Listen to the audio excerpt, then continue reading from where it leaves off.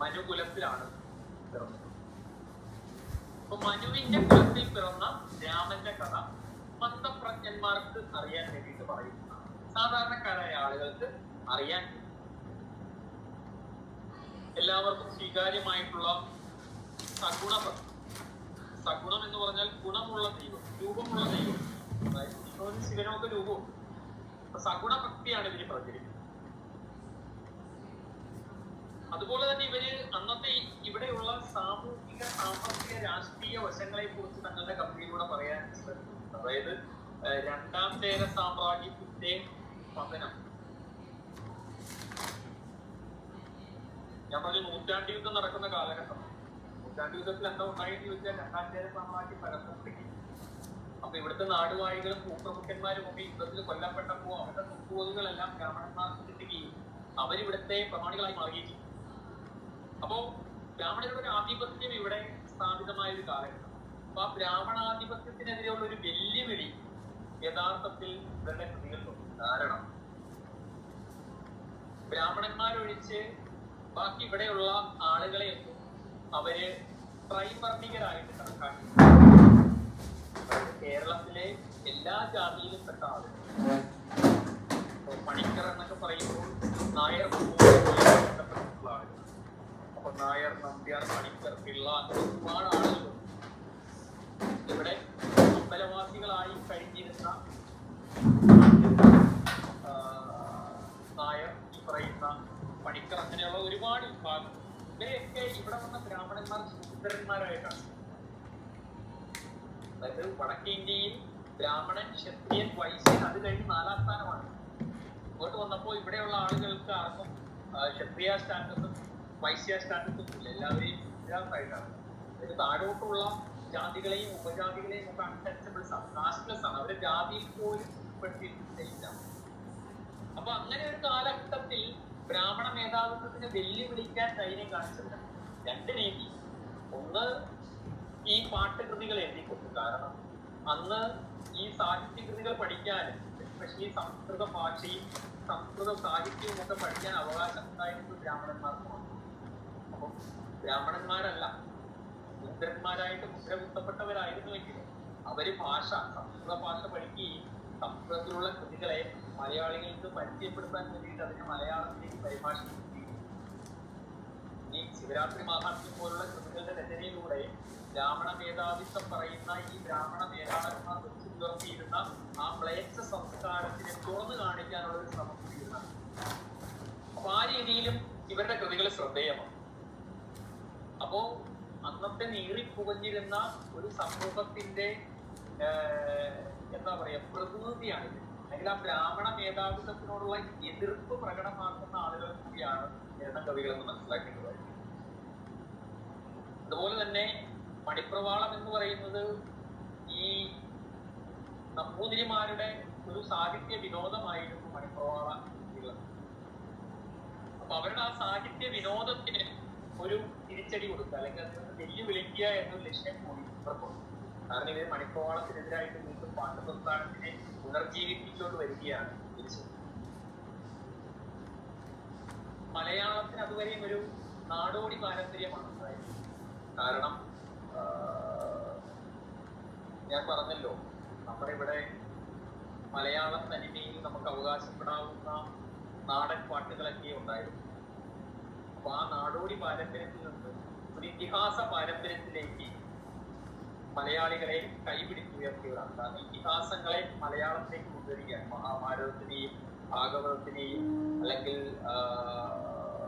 ഭാഷാ ഭഗവത്ഗീതയും കണ്ണശ രാമായണവും ഒക്കെ എത്തിക്കൊണ്ട് നമ്മളെ ഇതിഹാസങ്ങളിലേക്ക് നമ്മളെ എത്തിച്ച ആളുകളാണ്. ഞാൻ പറഞ്ഞു, മലയാളം ഭാഷയ്ക്കും അതുപോലെ തന്നെ സാഹിത്യത്തിനും എതിരെ കൊടുത്ത സംഭാവനകൾ പരിഗണിക്കും. ഞാൻ പറഞ്ഞു, ഇവര് എഴുത്തച്ഛനോളം തന്നെ യോഗ്യരാണ്. കാരണം 16ാം നൂറ്റാണ്ടിൽ എഴുത്തച്ഛൻ എടുത്ത ക്രമക്കണക്ക് അതാണ് നമുക്ക് ശരണമെന്നാണ് കൊടുങ്ങല്ലൂർ കുഞ്ഞിത്തമ്പുരാൻ പറയുന്നത്. നമുക്ക് എഴുത്തച്ഛൻ എടുത്ത ഭാഷാക്രമക്കണക്കേ ശരണം. അതായത് എഴുത്തച്ഛൻ കൊണ്ടുവന്ന അക്ഷരമാലയും എഴുത്തച്ഛൻ കൊണ്ടുവന്ന വ്യാകരണ നിയമങ്ങളുമാണ് ഇന്ന് നമ്മൾ പിന്തുടരുന്നത്. എന്നാൽ എഴുത്തച്ഛന് 1 നൂറ്റാണ്ട് മുൻപ് ഇതേ കാര്യങ്ങളെല്ലാം നമ്മുടെ ഭാഷയിലും സാഹിത്യത്തിലും സാധ്യമാക്കിയവരാണ്. പരീക്ഷണാടിസ്ഥാനത്തിലാണ് കിട്ടുന്നത്. പക്ഷെ ആ പരീക്ഷണമാണ് പിന്നീട് എഴുത്തച്ഛനിലൂടെ പൂർണ്ണതയിലേക്ക് എത്തുന്നത് എന്ന കാര്യം. അങ്ങനെയൊക്കെ നോക്കുമ്പോൾ എഴുത്തച്ഛനോളം തന്നെ യോഗ്യതയുണ്ട്. ഭാഷയുടെ പിതാവ് എന്ന ആലങ്കാരിക സ്ഥാനത്തിന് യോഗ്യതയുള്ളവരാണ് നമ്മുടെ കണ്ണശകലുകൾ എന്ന് മനസ്സിലാക്കണം. ഇനി നമ്മളോട് UPSC വേറൊരു ചോദ്യം ചോദിച്ചു. നിരണം കവികളുടെ ഭാഷാപരമായിട്ടുള്ള പ്രത്യേകതകൾ എന്തൊക്കെയാണ്? നിരണം കവികളുടെ അല്ലെങ്കിൽ നിരണം കവിതകളുടെ ഭാഷാപരമായിട്ടുള്ള പ്രത്യേകതകൾ എന്തൊക്കെയാണ്? ഇതിന്റെ ഭാഷയുടെ പ്രത്യേകത എന്തൊക്കെയാണ്?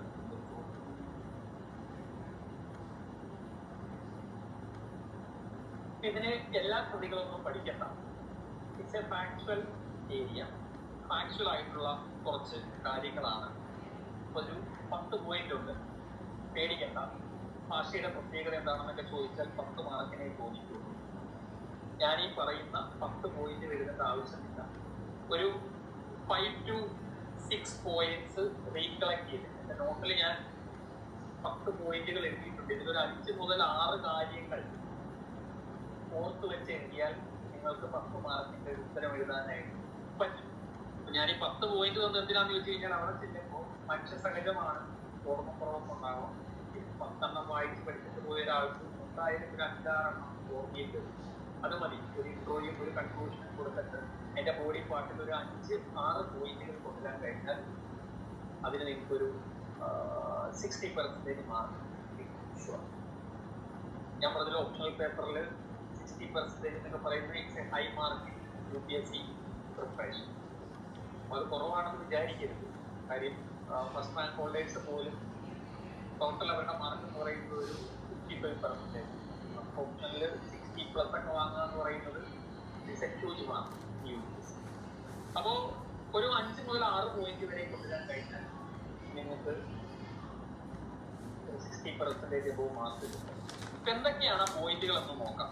ഒന്ന്, നിങ്ങൾക്ക് എല്ലാവർക്കും അറിയാം, ഭാഷയുടെ പ്രത്യേകത പറയും. ദ്രവിഡ സംഘാതാക്ഷരം. ദ്രാവിഡ അക്ഷരമാലയിൽ എഴുതണമെന്നുള്ള നിയമം ബോധം. ഇതാണ് ഭാഷയുടെ പ്രത്യേകത. ഈ പോയിന്റ് എന്തായാലും മസ്റ്റായിട്ട്. ഇനിയുള്ള കാര്യങ്ങൾ നിങ്ങൾക്ക് ഇഷ്ടമുള്ള കാര്യങ്ങൾ നിങ്ങൾക്ക് എഴുതാം. എന്തായിരുന്ന പോയിന്റുകൾ. ദ്രവിഡ സംഘാതാക്ഷര നിയമം പാലിക്കപ്പെട്ടിട്ടില്ല എന്നുള്ളത് വ്യക്തമായിട്ട് എഴുതണം. അധികര മൃദുകോശങ്ങളെയും നിഷ്മാത്രയും ഒക്കെ കൂട്ടിച്ചേർത്തുകൊണ്ടുള്ള ഒരു പുതിയ അക്ഷരമാലയ്ക്ക് ഒരു രൂപം കൊടുത്തു എന്ന് തന്നെ എഴുതണം. അതാണ് അതിന്റെ പഞ്ചിപ്പോൾ. 2, മധ്യകാലം 15-ാം നൂറ്റാണ്ടാണ്. മധ്യകാലത്തിലെ ഭാഷാ പ്രവണതയാണ് ഒരു വാക്കിന്റെ കൂടത്തിൽ തു എന്നുള്ള വാക്ക് ചേർത്ത് ഉപയോഗിക്കും. ഉദാഹരണമായിട്ട് കടൽ പോലാർത്തിതു.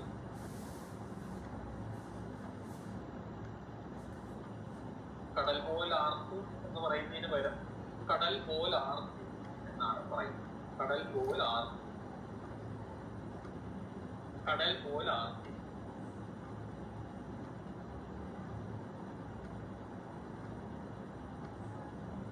മൂന്ന്, ഈ മധ്യകാലത്തെ മറ്റൊരു പ്രത്യേകതയാണ് കാവ്യ ഭംഗിക്ക് വേണ്ടി. അതായത് കാവ്യത്തിനൊരു ഭംഗി കിട്ടാൻ വാക്കുകളുടെ അവസാനം എ എന്ന് ദീർഘിപ്പിക്കുന്ന രീതി. ഉദാഹരണം പറഞ്ഞാൽ വിരോധിക്കുന്നവർ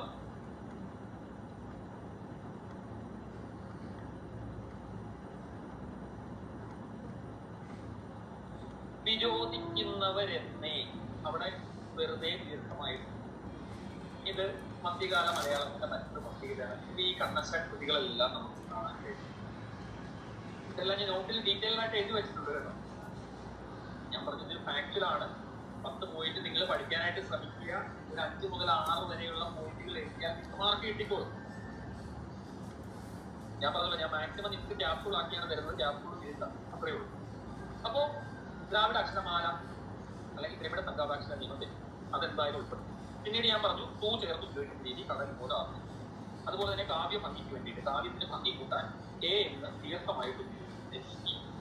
ഉദാഹരണം പറഞ്ഞാൽ വിരോധിക്കുന്നവരെന്നേ, ശമാർത്ഥീനാലേ. അപ്പൊ ഇങ്ങനെ ദീർഘിപ്പിക്കുകയാണ് കെ പറഞ്ഞത്. ഇനി അടുത്തൊരു പ്രത്യേകത, ഇത് ഞാൻ പറഞ്ഞത് വ്യാകരണപരമായിട്ടൊരു പ്രത്യേകതയാണ്. രാമചരിതമൊക്കെ എഴുതുന്ന സമയത്ത് ഇത് കൃത്യമായിട്ട് പാലിക്കുന്നു. രാ, ല എന്നീ അക്ഷരങ്ങൾ ചേർത്തുള്ള വാക്കുകൾ വെച്ച് അതിനു മുൻപ് ഈ എന്ന വാക്ക് ചേർത്ത്, ഞാൻ പറഞ്ഞു ഈ രാമൻ, രാമൻ എന്നുള്ളതിന് പകരം ഈ രാമൻ, രാഘവൻ എന്നാണെങ്കിൽ ഈ രാഘവൻ, ഇങ്ങനെയൊക്കെയാണ് ഉപയോഗിക്കേണ്ടത്. എന്നാൽ ഇന്ന് നമ്മൾ അങ്ങനെ ഉപയോഗിക്കാറില്ല. അപ്പൊ ശരിക്കും രാമചരിതത്തിൽ ഇങ്ങനെ ഉപയോഗിക്കുന്നുണ്ടെങ്കിൽ നമ്മുടെ കണ്ണശന്മാരിലേക്ക് വരുമ്പോൾ ഈ ചേർത്തുള്ള പദങ്ങൾ, ഇതിന് വ്യാകരണപരമായിട്ട് പറയുന്നത് ആദി സ്വരാഗമം എന്നാണ്.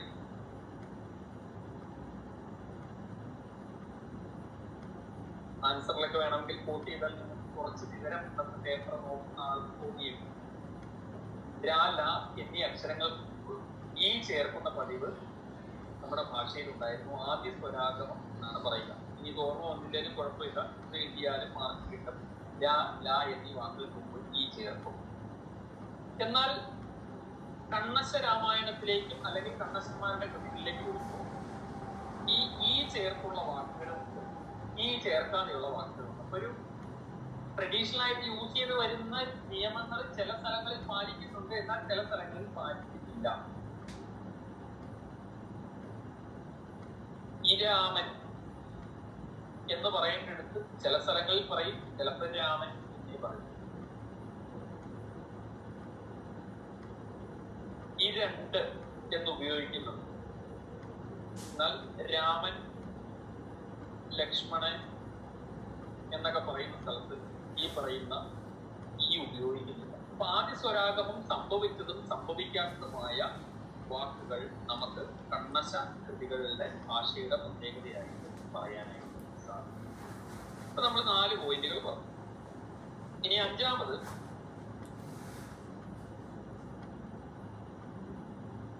വിജാതീയ പദപ്രയോഗങ്ങൾ. വിജാതി എന്ന് പറഞ്ഞു കഴിഞ്ഞാൽ സ്വജാതിയിലല്ല, നമ്മൾ ഇന്ന് ഉപയോഗിക്കുന്ന പദങ്ങളല്ല. ഉദാഹരണം പറഞ്ഞു കഴിഞ്ഞാൽ നമ്മളിപ്പോ നരകം എന്ന് പറയും. നരകം എന്നൊരു വാക്ക് നമ്മൾ പറയും, സ്വർഗത്തിന്റെ വിപരീത പദം. ഇതില് ഇവരുടെ കൃതികളിൽ നരക് എന്നാണ് പറയുന്നത്, നരകം എന്നാണ്. എണ്ണം എന്നുള്ളതിന് എണ്ണ് എന്നാണ് പറയുന്നത്. അപ്പോ ഇന്നത്തെ ഭാഷയിൽ കാണുന്ന പല വാക്കുകളും വിജാതീയമായിട്ട് ഇന്ന് ഉപയോഗിക്കുന്ന രീതിയിലല്ല. ഇനി അടുത്ത പോയിന്റ് നിങ്ങൾക്ക് മനസ്സിലാകാൻ പാടാണ്, കാരണം നിങ്ങൾ മണിപ്രവാളം പഠിച്ചിട്ടുണ്ട്. നമ്മൾ പാഠപ്രസ്ഥാനം മാത്രമേ പഠിക്കുള്ളൂ. മണിപ്രവാളം പഠിക്കുമ്പോൾ മനസ്സിലാകും. പക്ഷെ ഇതിന് ആൻസർ എഴുതുമ്പോൾ നിങ്ങൾ ഉപയോഗിക്കേണ്ട ഒരു കാര്യമുണ്ട്. കാരണം കണ്ണശ കൃതികളിൽ മണിപ്രവാളത്തിലെ പോലെ വിഭക്ത്യന്ത സംസ്കൃതമുണ്ട്.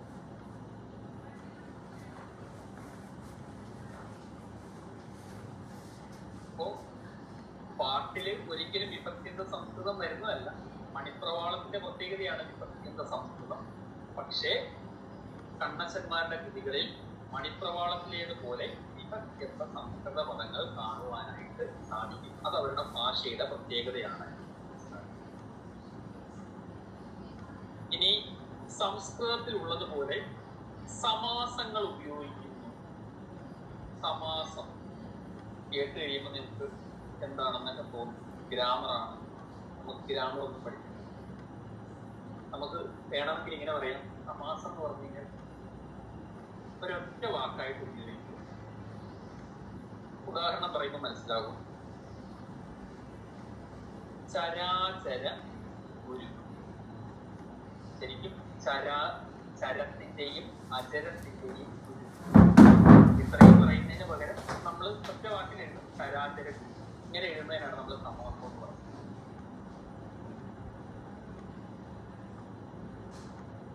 സംഭവം മനസ്സിലായാലും ചരത്തിന്റെയും അചരത്തിന്റെയും, അതായത് ചരിക്കുന്നതിന്റെയും ചരിക്കാത്തതിന്റെയും ഗുരു, അതിനെ കൺട്രോൾ ചെയ്യുന്ന ആൾ. ഇവിടെ ദൈവം എന്നുള്ളതിന് പകരം പറയുന്ന ഒരു സാധനമാണ് ചരാചര. ഒറ്റ വാക്കായിട്ട് നമ്മളിങ്ങനെ ഉപയോഗിക്കുന്നതിനാണ് സമാസം. ഇത് സംസ്കൃതത്തിലെ ഒരു രീതിയാണ്.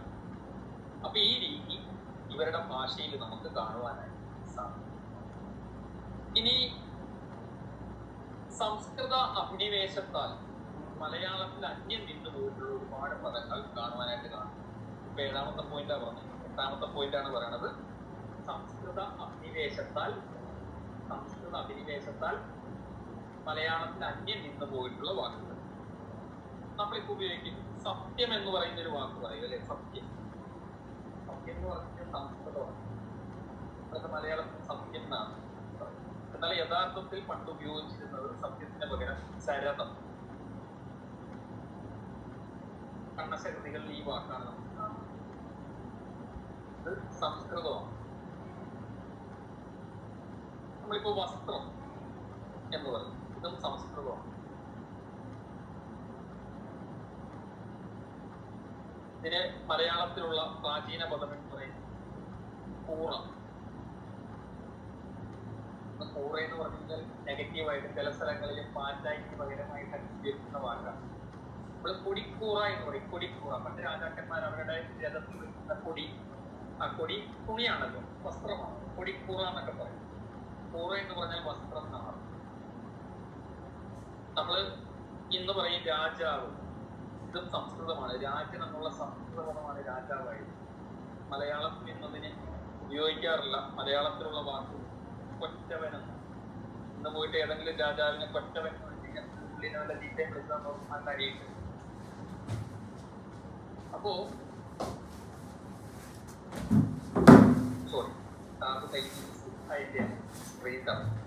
അപ്പോ ചരാചര ഗുരു എന്നുള്ളത് സമാസ രൂപമാണെന്ന് ഞാൻ പറഞ്ഞു.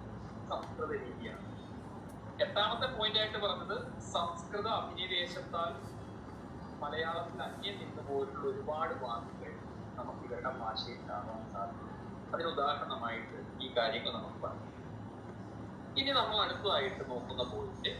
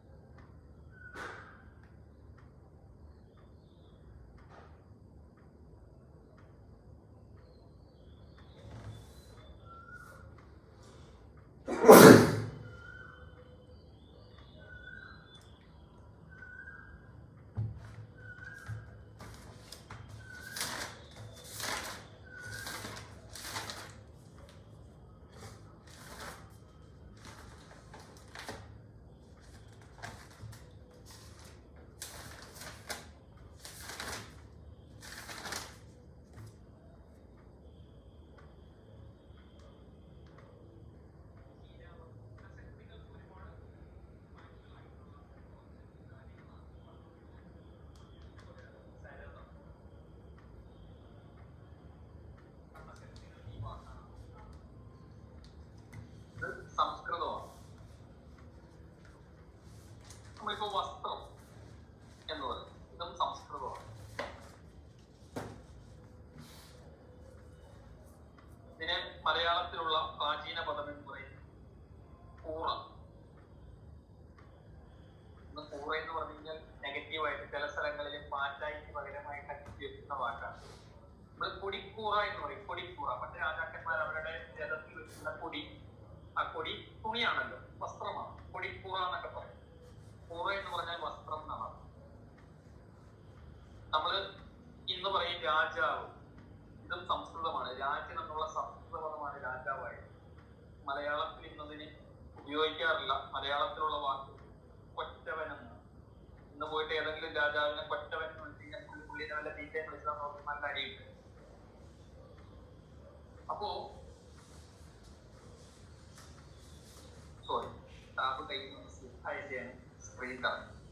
അപ്പോ ചരാചര ഗുരു എന്നുള്ളത് സമാസ രൂപമാണെന്ന് ഞാൻ പറഞ്ഞു. സംസ്കൃത രീതിയാണ്. 8ാമത്തെ പോയിന്റ് ആയിട്ട് പറഞ്ഞത് സംസ്കൃത അഭിനിവേശത്താൽ മലയാളത്തിൽ അന്യം നിന്നു പോയിട്ടുള്ള ഒരുപാട് വാക്കുകൾ നമുക്ക് ഇവരുടെ ഭാഷയിൽ കാണാൻ സാധിക്കും. അതിന് ഉദാഹരണമായിട്ട് ഈ കാര്യങ്ങൾ നമുക്ക് പറയാം.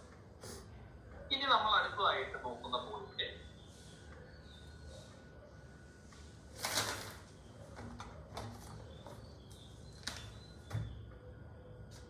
ഒൻപതാമത് നമ്മൾ നോക്കുന്നത്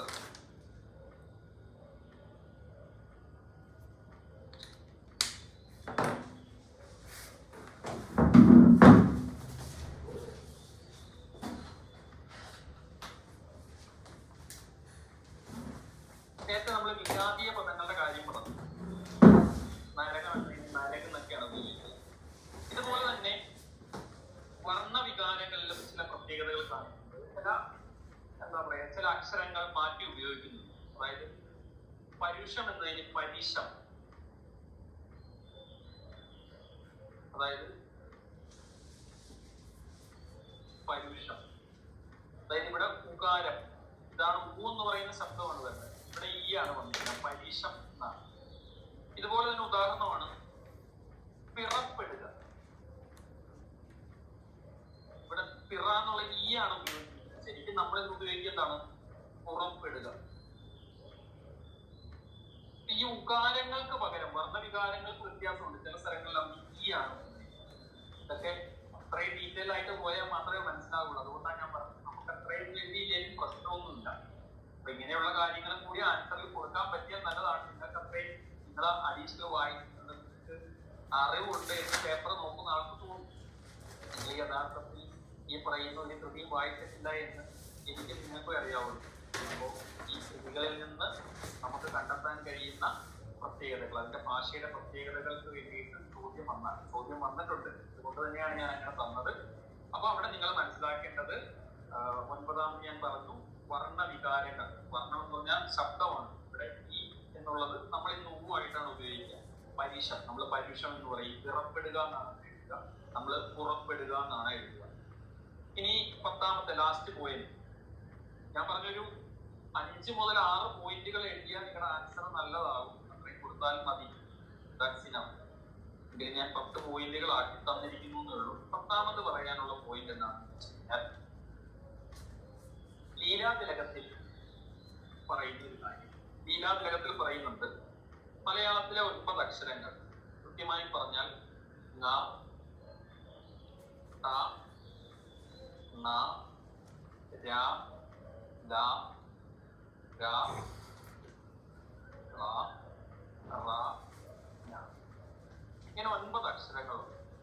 ഈ 9 അക്ഷരങ്ങൾ പദാദിയിൽ വരികയില്ല. അതായത് ഒരു പദം എന്ന് പറഞ്ഞൊരു ഒരു വാക്കിന്റെ ആദ്യം ഈ അക്ഷരങ്ങൾ വരില്ല എന്നാണ് ലീലാതിലകത്തിൽ പറഞ്ഞത്.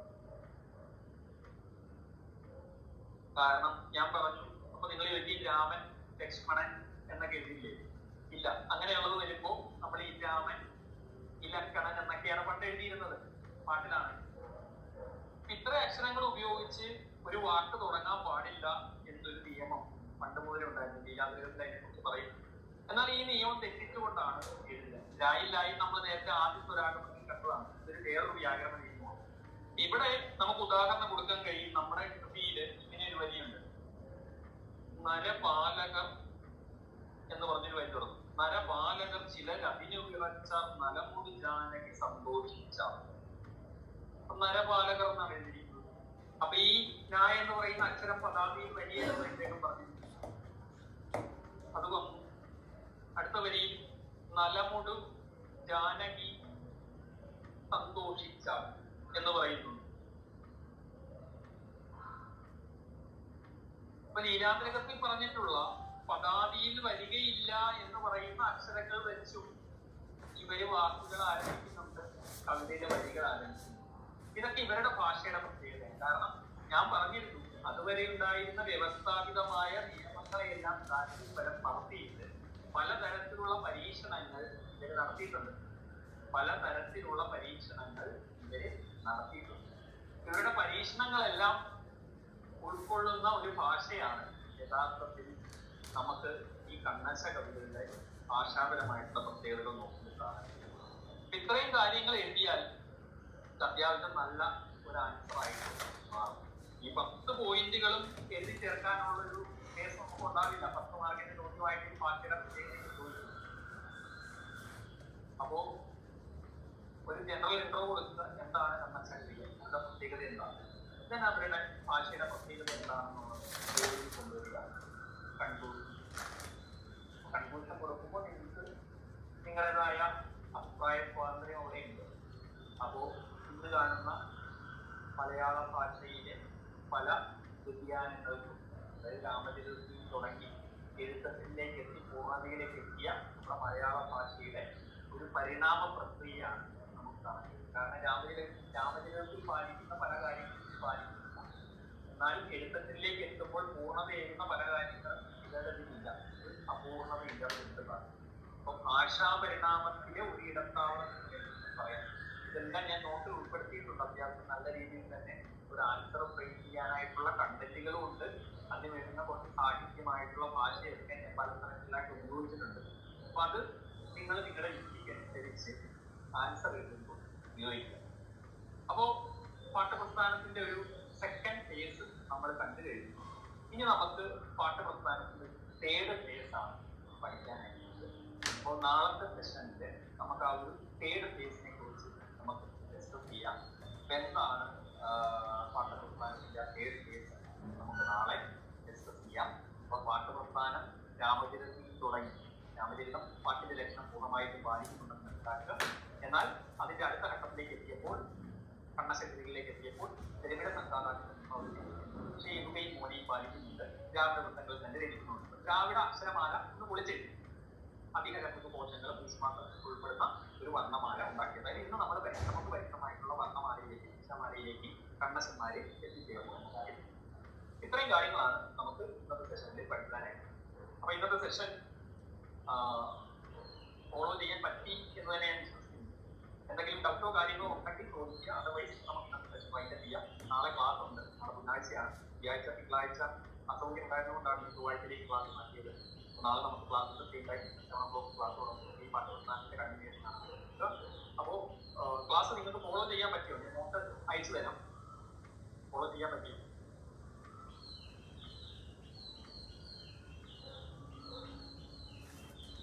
അപ്പോൾ ഗ്രൂപ്പിൽ ഞാൻ എന്റെ നമ്പറും കാര്യങ്ങളൊക്കെ കൂടെ ഷെയർ ചെയ്യുന്നുണ്ട്. അപ്പോൾ ഇത് എന്തെങ്കിലും പഠിക്കുന്ന കാര്യങ്ങളിൽ നമുക്ക് മനസ്സിലാക്കാൻ നോക്കാൻ പറഞ്ഞിരിക്കുമ്പോൾ ഞങ്ങളെല്ലാം സമയത്തുള്ളത് വരും. ഞാൻ അത് ഒരു കാര്യം കൂടി ഓർമ്മിച്ചേക്കാം.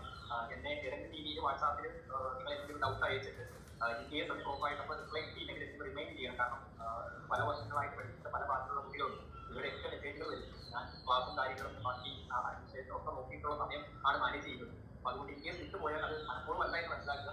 നിങ്ങൾക്ക് ആൻസർ വേണ്ടി അയച്ചിട്ട് ഫീഡ്ബാക്ക് വന്നില്ല എന്നുണ്ടെങ്കിൽ ഫീഡ്ബാക്ക് വന്നില്ല എന്നുണ്ടെങ്കിൽ ജസ്റ്റ് ഒരു റിമൈൻഡർ മെസ്സേജ് അയക്കാം. അത് യാതൊരു മടി വിചാരിക്കണ്ട. കാരണം എനിക്ക് മെസ്സേജുകൾ മുകളിൽ വരുമ്പോൾ മെസ്സേജ് നോക്കി അതിന് റിപ്ലൈ കോൾ ചെയ്യുക. ഞാൻ കോൾ ചെയ്ത് റിപ്ലൈ എല്ലാം വിട്ടുപോകും. പറഞ്ഞിട്ട് നിങ്ങളുടെ ആവശ്യമാണ്, നിങ്ങളെന്നെ മനസ്സിലാക്കുക. അപ്പൊ എന്നെ മാക്സിമം ഇപ്പൊ യൂട്ടിലൈസ് ചെയ്യാം. അതിനുള്ള വീട് ഞാൻ പറഞ്ഞു ഡൗട്ടോ കാര്യങ്ങളോ ഉണ്ടെങ്കിൽ അത് നിങ്ങൾക്ക് വാട്സാപ്പിൽ പോയിക്കാം. അപ്പോൾ എന്റെ റിപ്ലൈ വന്നില്ല ജസ്റ്റ് ഒരു മെസ്സേജ് അയക്കാം. ഞാൻ ഓക്കെ. അപ്പോൾ ഞാൻ നോക്കി കംപ്ലീറ്റ് ചെയ്യണം. ആൻസർ പല ആളുകൾ അയച്ചിട്ടില്ല. കുറച്ച് ആളുകൾ നമ്മൾ ആൻസർ അയച്ചിട്ടില്ല.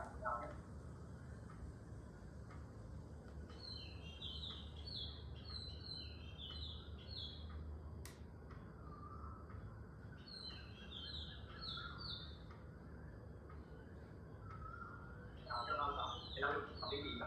ആൻസർ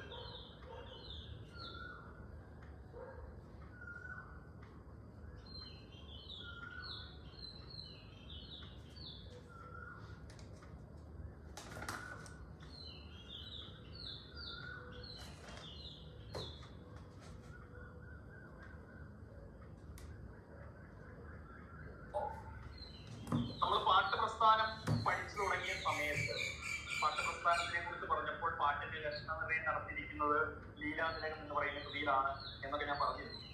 അപ്പൊ തന്നെ ഞാൻ അതിന്റെ കൂടെ പറഞ്ഞിരുന്നു, ലീലാതിലകം എന്ന് പറയുന്നത് ആക്ച്വലി മണിപ്രവാള ലക്ഷണഗ്രന്ഥമാണ്. മണിപ്രവാളം എന്ന് പറയുന്ന ഒരു സാഹിത്യത്തിന് അല്ലെങ്കിൽ ഒരു ഭാഷയ്ക്ക് വേണ്ടിയിട്ട് അല്ലെങ്കിൽ അതിന്റെ ലക്ഷണം പറയാൻ വേണ്ടിയിട്ട് എഴുതപ്പെട്ട ഒരു കൃതിയാണ് എന്ന് ഞാൻ പറഞ്ഞു. സംസ്കൃതത്തിലാണ് രചിക്കപ്പെട്ടത്. അത് എഴുതിയ വ്യക്തി ആരാണെന്ന് അറിഞ്ഞുകൂടെ. അതുകൊണ്ട് തന്നെ നമ്മൾ അദ്ദേഹത്തിന്റെ ലീലാതിലകം എന്നാണ് വ്യത്യാസം പറഞ്ഞത്. അപ്പൊ നമ്മൾ ഇന്ന് നോക്കുന്നത് ഈ മണിപ്രവാളം എന്ന് പറയുന്ന ടോപ്പിക്കിനെ കുറിച്ചാണ്. മണിപ്രവാളം. അപ്പൊ ഞാൻ പറഞ്ഞു പാഠ്യപ്രസ്ഥാനം ഇവിടെ നിലനിന്നിരുന്ന അതേ കാലഘട്ടത്തിൽ തന്നെ അതിന് സമാന്തരമായിട്ടുണ്ടായിരുന്ന ഒരു സാഹിത്യ പ്രസ്ഥാനം ഭാഷാ പ്രസ്ഥാനമാണ്. ഒരേ സമയം പാട്ടും മണിപ്രവാളം എന്നൊക്കെ പറഞ്ഞാൽ സാഹിത്യ പ്രസ്ഥാനമാണ്, ഭാഷാ പ്രസ്ഥാനമാണ്. ഇത് മനസ്സിലുണ്ടായിരിക്കണം. കാരണം ഇതിന് രണ്ടിനും അതിൻ്റെതായ ഒരു ഭാഷയുണ്ട്.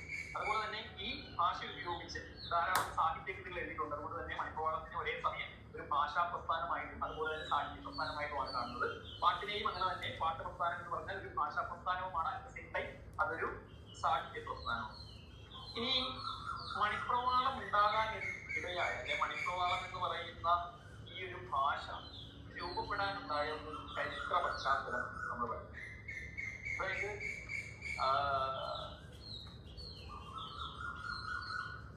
മലയാള ഭാഷയും സംസ്കൃതവും തമ്മിൽ കലർന്നുണ്ടായ ഒരു മിശ്ര ഭാഷയാണ് യഥാർത്ഥത്തിൽ മണിപ്രവാളം. വെറുതെ മലയാളവും സംസ്കൃതവും തമ്മിൽ കലർന്നാൽ മണിപ്രവാളം ഉണ്ടാവില്ല. ചില പ്രത്യേകതകളുണ്ട്, അതാണ് ലക്ഷണമായിട്ട് പറയുന്നത്. ഇത് ജനറലി ഇപ്പൊ നിങ്ങൾ മനസ്സിലാക്കുക, നമ്മുടെ കേരളത്തിൽ ഉണ്ടായിരുന്ന ഭാഷ, കേരള ഭാഷയും അതുപോലെ തന്നെ സംസ്കൃതവും തമ്മിൽ കലർന്നപ്പോഴാണ് മണിപ്രവാളം ഉണ്ടായത്. അപ്പം മണിപ്രവാളം എന്നുള്ള വാക്ക് നമ്മുടെ കേരളത്തിൽ മാത്രം ഉപയോഗിക്കുന്നതല്ല. സംസ്കൃതം കേരളത്തിലെ ഭാഷയുമായിട്ട് കലർന്നപ്പോൾ കേരളത്തിൽ മണിപ്രവാളം, തെലുങ്കുമായിട്ട് കലർന്നപ്പോൾ അവിടെയും മണിപ്രവാളം ഉണ്ടായി, തമിഴുമായിട്ട് കലർന്നപ്പോൾ അവിടെയും മണിപ്രവാളം ഉണ്ടായി, കന്നഡയുമായിട്ട് കലർന്നപ്പോൾ അവിടെയും മണിപ്രവാളം ഉണ്ടായി. നമ്മൾ പഠിക്കുന്നത് നമ്മുടെ മലയാള ഭാഷയും സംസ്കൃതവും തമ്മിൽ കലർന്നപ്പോൾ ഉണ്ടായ മണിപ്രവാളം. ഇപ്പൊ ലീലാതിലകത്തിൽ പറയുന്നതും ഈ മണിപ്രവാളത്തിനെ കുറിച്ചാണ്. ഇപ്പൊ ഞാൻ പറഞ്ഞിരുന്നു, ലീലാതിലകത്തിൽ കേരളത്തിൽ സംസാരിച്ചിരുന്ന ഭാഷയെ അദ്ദേഹം തമിഴെന്നാണ് വിളിച്ചിരുന്നത്. അതായത് നമ്മുടെ കേരളത്തിൽ സംസാരിച്ചിരുന്ന ഭാഷയെ അദ്ദേഹം തമിഴെന്നാണ് വിളിച്ചിരുന്നത്. തമിഴ്നാട്ടുകാർ സംസാരിച്ചിരുന്ന ഭാഷയെ അദ്ദേഹം ചോള ഭാഷ എന്നാണ് വിളിച്ചിരുന്നത്, ചോളന്മാരുടെ ഭാഷ. അപ്പൊ നിങ്ങൾ മനസ്സിലാക്കേണ്ട ഒരു കാര്യം, ലീലാതിലകം എഴുതുന്ന ഒരു കാലഘട്ടത്തിലൊക്കെ ചോള ഡൈനാസ്റ്റിയൊക്കെ ആയിരുന്നിരിക്കാം ഇവിടെ ഭരണം നടത്തിയിരുന്നത്. അതുകൊണ്ടായിരിക്കാം തമിഴ്നാട്ടിലെ ഭാഷയെ അവർ ചോള ഭാഷ അദ്ദേഹത്തിന് വിശേഷിപ്പിക്കുന്നു. അപ്പോ കേരള ഭാഷയെ ചില സ്ഥലങ്ങളിൽ ലീലാതിലകത്തിൽ തമിഴ് എന്നുള്ള പദം ഉപയോഗിച്ച് സൂചിപ്പിക്കുന്നുണ്ട്. കേരള ഭാഷ എന്ന് പറയുന്നുണ്ട്, ചില സ്ഥലങ്ങളിൽ തമിഴ് എന്ന് പറയുന്നുണ്ട്. അപ്പൊ തമിഴെന്ന് പൊതുവെ ലീലാതിലകത്തിൽ പരാമർശിച്ചിട്ടുള്ളത് നമ്മുടെ കേരളത്തിൽ ഉണ്ടായിരുന്ന ഭാഷയാണ്. മനസ്സിലാക്കും. ഇനി ഞാൻ പറഞ്ഞല്ലോ, മണിപ്രവാളം എന്ന് പറയുന്നത് കേരളത്തിൽ ഉണ്ടായിരുന്ന ഭാഷയും സംസ്കൃതവും തമ്മിൽ കൂടിക്കലർന്നപ്പോഴാണ്. എങ്ങനെയാണ് സംസ്കൃതം നമ്മുടെ ഭാഷയിലേക്ക് കൂടിക്കലർന്നതെന്ന് ചോദിച്ചാൽ ആര്യന്മാർ ഇങ്ങോട്ട് എത്തിയതോടുകൂടിയാണ്. അപ്പൊ ക്രിസ്തുവർഷാരംഭത്തിന് മുൻപ് തന്നെ ബ്രാഹ്മണന്മാർ അല്ലെങ്കിൽ ആര്യന്മാര് വടക്കേ ഇന്ത്യയിൽ നമ്മുടെ തെക്കൻ ദേശത്തിൽ എത്തപ്പെട്ടിട്ടുണ്ടായിരുന്നു. പക്ഷെ ആ വരവിൽ അവർക്ക് ഇവിടെ കാര്യമായ ഒരു സാമൂഹിക സ്വാധീനമൊന്നും നേടാനായിട്ട് സാധിച്ചു. അതിനുശേഷം ഒരു രണ്ടാം ആര്യാധിനിവേശം ഉണ്ടാകുന്നുണ്ട്. അതായത് ഈ ചേര, ചോള, പാണ്ഡ്യ വിഭാഗങ്ങളുടെ രണ്ടാം ഡൈനാസ്റ്റി, രണ്ടാം ചേര സാമ്രാജ്യമൊക്കെ രൂപപ്പെടുന്ന ആ ഒരു കാലഘട്ടത്തിലാണ്. അല്ലെങ്കിൽ കൊല്ലവർഷാരംഭം 825 AD ആണ് കൊല്ലവർഷം. അപ്പൊ കൊല്ലവർഷാരംഭത്തിന് മുൻപ് തന്നെ ഇവരുടെ ഒരു രണ്ടാമത്തെ വരവുണ്ട്. സെക്കൻഡ് ആര്യനൈസേഷൻ എന്നാണ് ചരിത്രത്തിൽ, രണ്ടാം ആര്യാധിനിവേശം. അപ്പൊ അങ്ങനെ ആര്യന്മാർ ഇവിടെ വന്നു. ഈ ആര്യന്മാരെയാണ് നമ്മൾ പിന്നീട് നമ്പൂതിരിമാർ അല്ലെങ്കിൽ ബ്രാഹ്മണന്മാരെന്നൊക്കെ വിശേഷിപ്പിക്കുന്നത്. അവരിവിടെ എത്തിയപ്പോ അവരുടെ ഭാഷയായിരുന്നു സംസ്കൃതം. അവരുടെ ഭാഷയായിരുന്നു സംസ്കൃതം.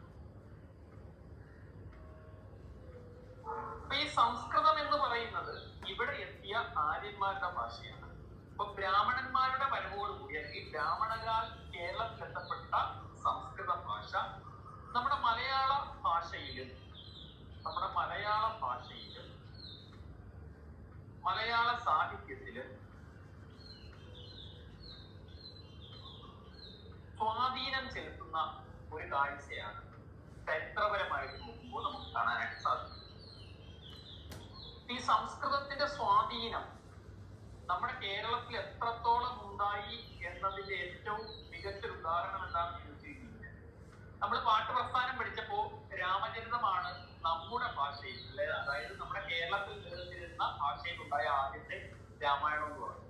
പിന്നീട് കണ്ണശ രാമായണത്തിലൂടെ രാമായണത്തിന് പൂർണ്ണതയെത്തിയിട്ടുണ്ട്. മലയാള ഭാഷയിലുണ്ടായ ആദ്യത്തെ രാമായണ കൃതി രാമചരിതമാണെന്ന്, മലയാള ഭാഷയിലുണ്ടായ ആദ്യത്തെ സമ്പൂർണ്ണ രാമായണം കണ്ണസ് രാമായണം എന്ന് നമുക്ക് പറയാം. എന്നാൽ കേരള ദേശത്തുണ്ടായ ആദ്യത്തെ രാമായണം എന്ന് പറയുന്നത് പെരുമാൾ തിരുമൊഴി എന്ന് പറയുന്ന കൃതിയാണ്. പെരുമാൾ തിരുമൊഴി.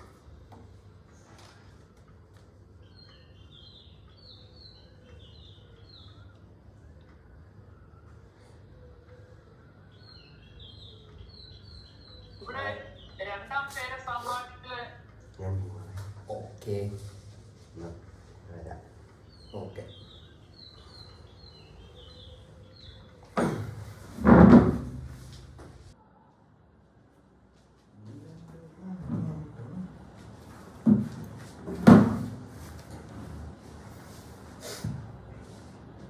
മലയാള വാക്കുകളെയും പദങ്ങളെയും സംസ്കൃത പദങ്ങളെയും ഒരു വൃത്തം ഉപയോഗിച്ച് ചേർത്തിട്ടുണ്ട്. ഇങ്ങനെ ചേർത്ത് കെട്ടുമ്പോൾ ഭാഷാ പ്രതീതി വേണം ഉണ്ടാക്കാൻ. ഭാഷയിലുള്ളൊരു ശരിയാണ്. കാരണം ഇവരുടെ ഉദ്ദേശലക്ഷ്യം എന്തിനാ മണിപ്രവാളം എഴുതി തുടങ്ങിയത്? ഇവിടെയുള്ള ആളുകളെ ഈ ഭാഷയിലേക്ക് കൊണ്ടുവരാൻ വേണ്ടിയിട്ടാണ്. അപ്പൊ അതിനുള്ളൊരു ഉപാധിയും കൂടി ആയിട്ടാണ് ഇവർ ഇതിൽ സ്ത്രീ വർണ്ണനയ്ക്ക് പ്രാധാന്യം കൊടുക്കുന്നത്. ആളുകൾക്ക് കേൾക്കാൻ താല്പര്യമുള്ള കാര്യങ്ങൾക്കായി ഇത്തരത്തിലുള്ള സ്ത്രീ വിഷയങ്ങളാകുമ്പോൾ ആളുകൾക്ക് കേൾക്കാനായിട്ട് താല്പര്യം. പാട്ടുപ്രസ്ഥാനത്തിൽ അവർ ഭക്തിയെക്കുറിച്ച് പറഞ്ഞു. ഇവിടെ ദേവദാസന്മാരുടെ സൗന്ദര്യത്തെ കുറിച്ച് നാട്ടുകാരെ എഴുതി കേൾക്കാൻ പോകും. നാട്ടുകാർ ദേവദാസന്മാരുടെ പറഞ്ഞതിനെ ഇത് തന്നെയായിരുന്നു അവർക്ക് വേണ്ടിയിരുന്നത്. അപ്പൊ അവരുടെ ഭാഷയിലേക്ക് ഇവിടെയുള്ള ആളുകളെ എത്തിച്ചേർന്നു. അപ്പൊ അതിനു വേണ്ടിയിട്ടുള്ള ശ്രമം, ബോധപൂർവമായ ഒരു ശ്രമം ഇവിടെ ഇന്ത്യൻ ബ്രാഹ്മണന്മാർ നടത്തി. അതിന്റെ ഒരു റിസൾട്ടാണ് ശരിക്കും പറഞ്ഞാൽ മണിപ്രവാള സാഹിത്യം നമുക്ക് വന്നത്. ഇനി നമ്മൾ അടുത്തതായിട്ട് പഠിക്കേണ്ടത് ഈ മണിപ്രവാള സാഹിത്യത്തിൽ നമ്മൾ അതിന്റെ ഭാഷയെ കുറിച്ചാണ് പറഞ്ഞത്.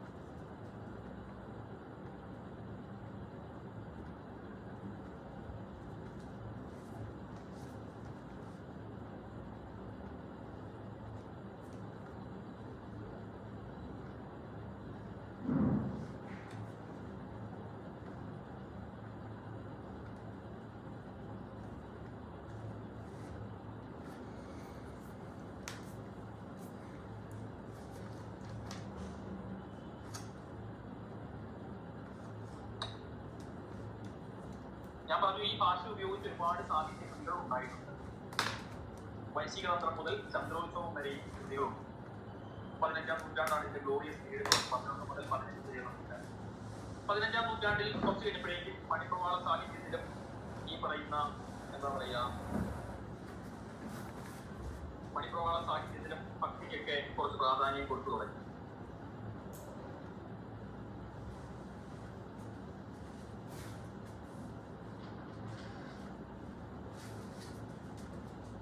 അപ്പോ മണിപ്രവാളം എന്ന് പറയുന്നത് ഒരേ സമയം ഒരു ഭാഷയാണെന്ന് പറഞ്ഞു. ഭാഷയാണെന്ന് പറഞ്ഞു. അതുപോലെ തന്നെ സാഹിത്യ പ്രസ്ഥാനവും. ഇതൊരു സാഹിത്യ പ്രസ്ഥാനമാകുമ്പോൾ ഇതിൽ എന്തൊക്കെ തരം കൃതികൾ എഴുതിയിട്ടുണ്ടെന്ന് ചോദിച്ചു കഴിഞ്ഞാൽ ലഘു കാവ്യങ്ങളുണ്ട്, ചെറിയ കാവ്യം, മുക്തങ്ങൾ എന്ന് പറയുന്ന രീതിയിൽ ഒരൊറ്റ ശ്ലോകങ്ങൾ മാത്രമുള്ള, അതായത് ഒരു ശ്ലോകം മാത്രം. ഇനി ചമ്പു കൃതികൾ എഴുതിയിട്ടുണ്ട്, ചമ്പുക്കൾ. അതുപോലെ തന്നെ സന്ദേശ കാവ്യങ്ങൾ എഴുതിയിട്ടുണ്ട്. ഇങ്ങനെ ഒരുപാട് കാര്യങ്ങൾ ഈ മണിപ്രവാള ഭാഷയിൽ എഴുതിയിട്ടുണ്ട്. അപ്പൊ മണിപ്രവാളം ഒരു സാഹിത്യ പ്രസ്ഥാനമാകുന്നത് എന്തുകൊണ്ടാണ് ഇതിന്റെ മണിപ്രവാള ഭാഷ ഉപയോഗിച്ചുകൊണ്ട് ലഘുകാവ്യങ്ങൾ, മുക്തങ്ങൾ, ചമ്പുക്കൾ, ദേവദാസ ഒക്കെ കണ്ടെടുത്തിട്ടുണ്ട് കേട്ടോ. വേറെ നിന്നാവുന്ന 1-2 ദേവദാസ പുസ്തകങ്ങളൊക്കെ സന്ദേശകാവ്യങ്ങൾ ഇതെല്ലാം എനിക്കുണ്ട്. അപ്പൊ അതുകൊണ്ട് ഇതൊരു സാഹിത്യ പ്രസ്ഥാനമായിട്ട് മാറും. അപ്പൊ ഇതില് നമുക്ക് പ്രധാനമായിട്ട് പഠിക്കാനായിട്ടുള്ള 2 കാര്യങ്ങളുണ്ട്, ചമ്പുക്കളും മറ്റൊന്ന് സന്ദേശകാവ്യങ്ങളും. ഇത് നമ്മുടെ സിലബസിലുള്ളതാണ്, ചമ്പുക്കൾ, സന്ദേശ. അപ്പൊ എന്താണ് ചമ്പുക്കൾ എന്ന് നമുക്കൊന്ന് നോക്കാം.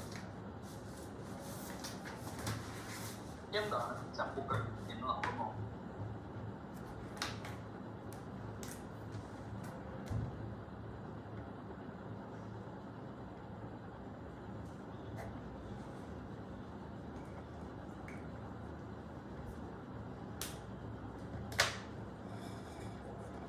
നമ്മൾ ഇതുവരെ പാഠ്യപ്രസ്ഥാനവും മണിപ്രവാളവും ഒക്കെ പഠിക്കുന്നത് ഞാൻ കവിതാ പ്രസ്ഥാനങ്ങളാണ്. കവിത, പദ്യം, പദ്യം എന്ന് പറയും. പദ്യം പോലെ തന്നെ സാഹിത്യത്തിൽ പദ്യ സാഹിത്യങ്ങൾ പോലെ തന്നെ ഗദ്യ സാഹിത്യങ്ങൾ. ഉദാഹരണം പറഞ്ഞാൽ നോവൽ, ചെറുകഥ, നാടകം, നിരൂപണം, ഉപന്യാസം, സഞ്ചാര സാഹിത്യം, ആത്മകഥ, ജീവചരിത്രം, ഇങ്ങനെ ഗദ്യ സാഹിത്യമുണ്ട്. സാഹിത്യത്തിൽ പദ്യമുണ്ട്, ഗദ്യമുണ്ട്. ചമ്പു എന്ന് പറഞ്ഞാൽ പദ്യവും ഗദ്യവും കലർത്തിക്കൊണ്ടുള്ള ഒരു സാഹിത്യ രൂപത്തിനാണ് ചമ്പു എന്ന് പറയുന്നത്. അപ്പൊ പദ്യവും ഗദ്യവും ചേർന്നുണ്ടാകുന്ന സാഹിത്യ രൂപമാണ് ചമ്പു.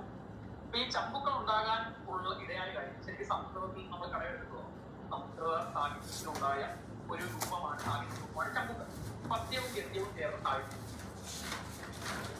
നിങ്ങൾ പഞ്ചതന്ത്രം കഥകൾ കേട്ടിട്ടുണ്ട്. പഞ്ചതന്ത്രം,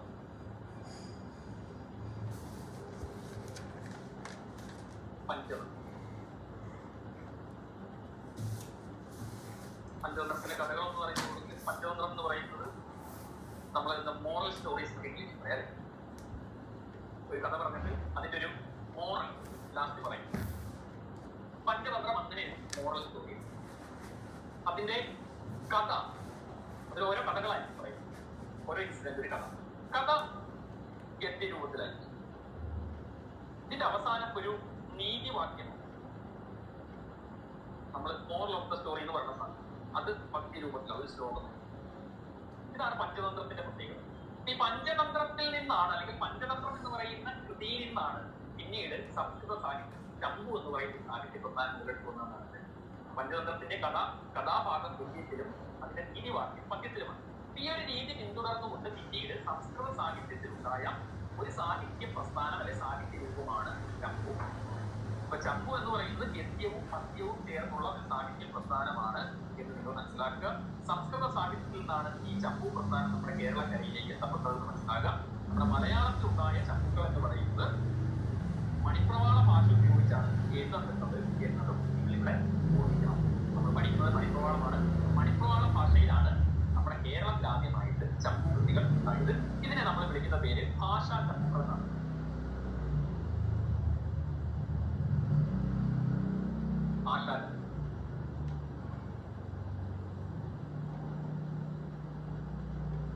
അപ്പൊ ഞാൻ പറഞ്ഞു, ഗദ്യ സാഹിത്യവും പദ്യസാഹിത്യവും ഉണ്ട്. അപ്പൊ ഗദ്യവും പദ്യവും കലർന്നുള്ള സാഹിത്യ രൂപമാണ് ചമ്പു എന്ന് ഞാൻ പറഞ്ഞു. ഈ സാഹിത്യത്തിന് ഒരു ലക്ഷണമുണ്ട്. ഒരു കൃതി ചമ്പു ആകണമെങ്കിൽ ഞാൻ പറഞ്ഞു ഗദ്യവും പദ്യവും കലർന്നു. ഞാൻ പറഞ്ഞു വെച്ചത് ആചാര്യന്റെയാണ്.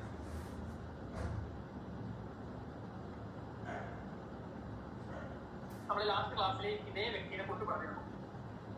AD 8-ാം നൂറ്റാണ്ടിൽ ജീവിച്ചിരുന്ന 8ാം നൂറ്റാണ്ടിൽ 8th century ജീവിച്ചിരുന്ന ഒരു സംസ്കൃത പണ്ഡിതനാണ് ആചാര്യൻ. നമ്മൾ ഇന്നലെ മഹാകാവ്യം പഠിച്ചപ്പോഴാണ് ആചാര്യൻ എന്നെ കുറിച്ച് പറഞ്ഞത്. അദ്ദേഹത്തിന്റെ കാവ്യാദർശനം എന്ന് പറയുന്ന രീതിയിൽ അദ്ദേഹം മഹാകാവ്യത്തിൽ ലക്ഷ്മണരെ നടത്തിയിരിക്കുന്നു എന്ന് പറയുന്നു. ഇദ്ദേഹത്തിന്റെ തന്നെ മറ്റൊരു കൃതിയാണ് സാഹിത്യ ദർപ്പണം. സാഹിത്യ ദർപ്പണം എന്ന് പറയുന്ന കൃതിയിൽ അദ്ദേഹം ചമ്പു എന്താണെന്ന് പറയുന്നത് അതിന് പ്രകാരം അദ്ദേഹം പറയുന്നു. ഞാൻ എഴുതാം.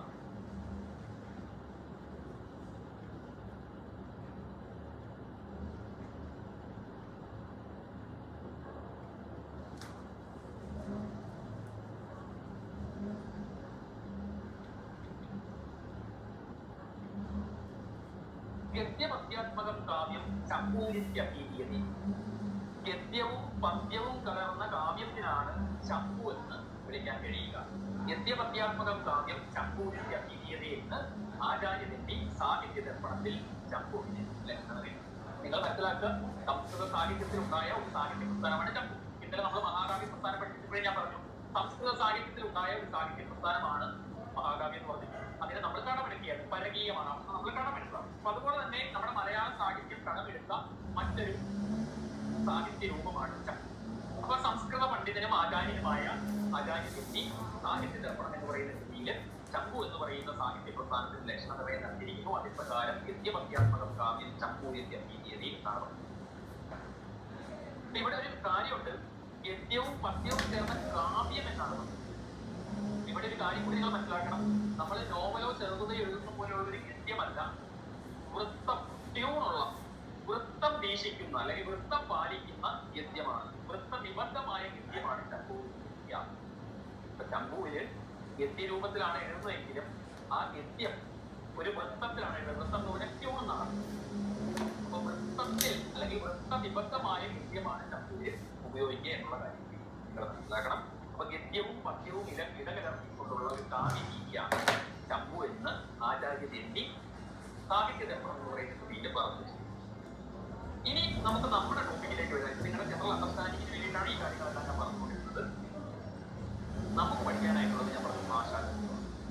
ഭാഷാചമ്പുക്കളെ നമ്മൾ മലയാള സാഹിത്യത്തിൽ നമ്മൾ 3 തരംതിരിക്കാറുണ്ട്.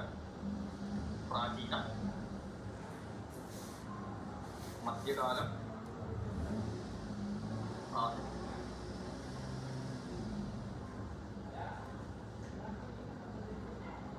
പ്രാചീനം, മധ്യകാലം, ആധുനികം. ഇതില് പ്രാചീന ചമ്പുക്കൾ എന്ന് പറയുന്നത് ഉണ്ണിയച്ചി ചരിതം, ഉണ്ണിയാടി ചരിതം, ഉണ്ണിച്ചിരി ചരിതം തുടങ്ങിയ ചില കൃതികളാണ്.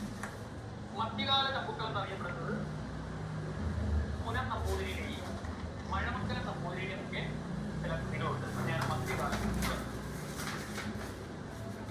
ആധുനിക ചമ്പുക്കൾ എന്ന് പറയുന്നത് രാമവർമ്മ വലിയകോയി തമ്പുരാൻ, ചങ്ങനാശ്ശേരി രവിവർമ്മ തമ്പുരാൻ, മഹാകവി ഉള്ളൂർ തുടങ്ങിയവർ എഴുതിയ ചമ്പു കൃതികളാണ് ആധുനിക ചമ്പുക്കൾ. ഇത് നമ്മുടെ മലയാള സാഹിത്യത്തിന്റെ വിഭജനമാണ്. നമ്മുടെ സിലബസിൽ നമുക്ക് ഇതില്ല. നമ്മളോട് ചോദിക്കുമ്പോൾ ഒന്നുകിൽ പ്രാചീന ചമ്പുക്കളും മധ്യകാലം എന്ന് പറയുന്ന പിൽക്കാല ചമ്പുക്കൾ എന്നാണ് പറയുന്നത്. പിൽക്കാല ശ്രദ്ധിക്കുക, പ്രാചീന ചമ്പുക്കൾ, മധ്യകാല ചമ്പുക്കൾ, ആധുനിക ചമ്പുക്കൾ ഇങ്ങനെയുണ്ട്. ആധുനികം നമ്മൾ പഠിക്കാനില്ല, സംസ്കൃതത്തിലില്ല. നമുക്ക് പ്രാചീന ചമ്പുക്കളും മധ്യകാല ചമ്പുക്കളുമാണ് നമുക്ക് പഠിക്കുവാനായിട്ടുള്ളത്. ഈ മധ്യകാല ചമ്പുക്കൾ തന്നെയാണ് പിൽക്കാല ചമ്പുക്കൾ എന്ന് പറയുക. എടുത്തു പറയാൻ കാര്യം എന്ന് പറഞ്ഞാൽ പരീക്ഷയ്ക്ക് നിങ്ങൾ ക്വസ്റ്റ്യൻ പേപ്പറിൽ നോക്കുമ്പോൾ ക്വസ്റ്റ്യനിൽ ചിലപ്പോൾ മധ്യകാലം എന്നുള്ള പേര് കണ്ടില്ല, പിൽക്കാല ചമ്പുക്കൾ എന്ന് കാണും. നിങ്ങൾ ഞാൻ തരുന്ന നോട്ടല്ലാതെ അഡീഷണൽ നോട്ടൊക്കെ എടുക്കുവാൻ കഴിയുമ്പോൾ പിൽക്കാലം കാണുമ്പോൾ ഈ ആധുനികത്തിനെ കുറിച്ചൊക്കെ പറഞ്ഞിട്ടുള്ളത് നമുക്ക് അതിലേക്ക് ചെയ്തു. നമുക്ക് ആ നാളെയില്ല, നമുക്ക് പഠിക്കാൻ നമ്മുടെ സിലബസ് ഇല്ല. നമുക്ക് പ്രാചീന ചമ്പുക്കളും മധ്യകാല ചമ്പുക്കളാണ് പഠിക്കാനായിട്ടുള്ളത്. ഇതിലെ മധ്യകാല ചമ്പുക്കളെയാണ് നമ്മൾ പിൽക്കാല ചമ്പുക്കൾ എന്ന് വിശേഷിപ്പിക്കുന്നത് എന്ന കാര്യം. അപ്പൊ പ്രാചീന ചമ്പുക്കൾ ഏതൊക്കെയാണെന്ന് ചോദിച്ചു കഴിഞ്ഞാൽ ഉണ്ണിയച്ചി ചരിതം, ഉണ്ണിയാടി ചരിതം, ഉണ്ണിച്ചിരി ചരിതം തുടങ്ങിയ കൃതികളാണ്. മധ്യകാലം അല്ലെങ്കിൽ പിൽക്കാല ചമ്പുക്കൾ എന്ന് പറഞ്ഞു കഴിഞ്ഞാൽ ഞാൻ പറഞ്ഞു പുനം നമ്പൂതിരിയുടെയും മഴമംഗല നമ്പൂതിരിയുടെയും കൃതികളെയാണ് നമ്മൾ മധ്യകാല ചമ്പുക്കൾ അല്ലെങ്കിൽ പിൽക്കാല ചമ്പുക്കൾ. ഇനി ഈ പ്രാചീന ചമ്പുക്കളുടെ പ്രത്യേകത എന്താണെന്ന് ചോദിച്ചാൽ ഇതിൽ ഉണ്ണിയച്ചി ചരിതം, ഉണ്ണിയാടി ചരിതം, ഉണ്ണിച്ചിരുദേവി ചരിതം, ഇതാണ് നമുക്ക് പ്രാചീന ചമ്പുക്കളായിട്ട് നമുക്ക് കണ്ടെടുക്കാൻ കഴിയും. ഞാൻ നിങ്ങളോട് പറഞ്ഞിരുന്നു, ഇത് ചമ്പു ആണെങ്കിലും ചമ്പുകൃതിയാണെങ്കിലും മണിപ്രവാളത്തിനുണ്ടായ കൃതിയാണ്. മണിപ്രവാളത്തിന്റെ ഗോൾഡൻ ഏജ് എന്ന് പറയുന്നത് 11-ാം നൂറ്റാണ്ട് മുതൽ 15-ാം നൂറ്റാണ്ട് വരെയാണ്. ഇതിനിടയ്ക്ക് ഉണ്ടായിട്ടുള്ള എല്ലാ കൃതികളും ചമ്പുകൃതിയാണെങ്കിലും സന്ദേശകാവ്യാണെങ്കിലും ഈ ലഘുകാവ്യങ്ങളാണെങ്കിലും എല്ലാം സ്ത്രീവർണ്ണനയ്ക്ക് പ്രാധാന്യം കൊടുത്തിരുന്നതാണ്. അപ്പൊ ചമ്പുക്കളാണെങ്കിലും ഈ പ്രാചീന ചമ്പുക്കൾ മണിപ്രവാളത്തിന്റെ സുവർണ്ണ കാലഘട്ടത്തിൽ രചിക്കപ്പെട്ടവയാകിയാൽ അതിൽ പറഞ്ഞിട്ടുള്ള ഉണ്ണിയച്ചി ചരിതവും, ഉണ്ണിയാടി ചരിതവും, ഉണ്ണിച്ചിരുദേവി ചരിതവും ദേവദാസി വർണ്ണനയാണ്. ഈ പറയുന്ന ഉണ്ണിയച്ചിയും ഉണ്ണിയാടിയും ഉണ്ണിച്ചിരുദേവിയും ആ കാലഘട്ടങ്ങളിൽ ജീവിച്ചിരുന്ന പ്രസിദ്ധരായ സുന്ദരിമാരായ ദേവദാസിമാരായ. അപ്പൊ ആ ദേവദാസിമാരുടെ കഥയാണ് ഈ ചമ്പുകൃതികളിൽ നമുക്ക് പഠിക്കാൻ. അപ്പോ ഈ കൃതികളെ കുറിച്ച് ജസ്റ്റ് ഒന്ന് അറിഞ്ഞിരുന്നാൽ മതി. നമ്മളോട് ഇതിന്റെ ഭാഷയുടെ പ്രത്യേകത എന്താണെന്നൊക്കെയാണ് ചോദിക്കുന്നത് സാധാരണ. അപ്പൊ ഇന്ന് ഞാൻ ജനറലി ഇത് എന്താണ് ഈ കൃതികൾ, എന്തൊക്കെയാണ് ഈ കൃതികളുടെ പ്രത്യേകത എന്നുള്ളത് പറയാം. അടുത്ത ക്ലാസ്സിൽ ഞാൻ ഈ മണിപ്രവാളത്തെ കുറിച്ച് കണ്ടിന്യൂഷൻ ആയിട്ടുള്ള കാര്യങ്ങൾ പഠിക്കാനായിട്ട് അതെല്ലാം ചേർത്ത് അടുത്ത ക്ലാസ്സിലായിട്ട്. അപ്പൊ ഇന്ന് നമ്മൾ ഈ ചമ്പു കൃതികളില് പ്രാചീന ചമ്പുകൾ, മണിപ്രവാള കൃതികളുടെ ഒരു സുവർണ്ണ കാലഘട്ടത്തിലാണ്. പിന്നെ ഞാൻ പറഞ്ഞു, പ്രാചീന മണിപ്രവാള ചമ്പുക്കളെ മറ്റൊരു പേരിൽ കൂടി വിളിക്കാറുണ്ട്, അച്ചി ചരിതങ്ങൾ എന്ന് വിളിക്കാറുണ്ട്. പ്രാചീന മണിപ്രവാള ചമ്പുക്കളെ അച്ചി ചരിതങ്ങൾ. ഉണ്ണിയച്ചി, ഉണ്ണിച്ചിരുദേവി, ഉണ്ണിയാടി, അച്ചിമാരെ കുറിച്ച് പറയുന്ന ദേവദാസിമാരെ കുറിച്ച് പറയുന്ന ചരിത്രം അല്ലെങ്കിൽ അവരുടെ കഥ. ഈ കഥകൾക്കെല്ലാം ഒരു സമാന സ്വഭാവം. ഈ ദേവദാസിമാരുടെ എല്ലാ കഥകൾക്കും ഒരു സമാന സ്വഭാവം. കാരണം ദേവദാസി സമ്പ്രദായം എന്ന് പറയുന്നത് കേരളത്തിലടക്കം എല്ലായിടങ്ങളിലും പാരമ്പര്യമായിട്ട് നിർവർത്തിച്ചു വന്നതാണ്. ഒരു സ്ത്രീ ദേവദാസി ആയാൽ അവർക്കുണ്ടാകുന്ന പുത്രി മകൾ പിന്നീട് ദേവദാസി സമ്പ്രദായത്തിൽ തന്നെയാണ് കഴിയുന്നത്. അങ്ങനെ ഒരു സിസ്റ്റമാണ് ഇവിടെ ഉണ്ടായത്. അപ്പോ ഈ ദേവദാസിമാരുടെ കഥ എന്ന് പറയുന്നത് കഥയ്ക്ക് കോമൺ ആയിട്ടുള്ള കുറെ കാര്യങ്ങൾ. നമ്മളിന്ന് ഞാനൊക്കെ ഇടയ്ക്ക് വീട്ടിൽ പോയി നിൽക്കുന്ന സമയത്ത് വീട്ടില് എൻ്റെ അമ്മ വൈകുന്നേരം കൊണ്ട് സീരിയൽ, ഒരു സീരിയൽ കഴിഞ്ഞ് അടുത്ത സീരിയൽ വരും, മാറി. ഞാൻ ചിലപ്പോൾ ഫുഡ് കഴിക്കുന്ന സമയമൊക്കെ ആണെങ്കിൽ ഇതിൽ നോക്കി ഇങ്ങനെ ഇരിക്കും, എന്താ സംഭവം. അപ്പം എല്ലാ സീരിയലിന്റെയും കഥ ഏതാണ്ട് ഒരുപോലെ.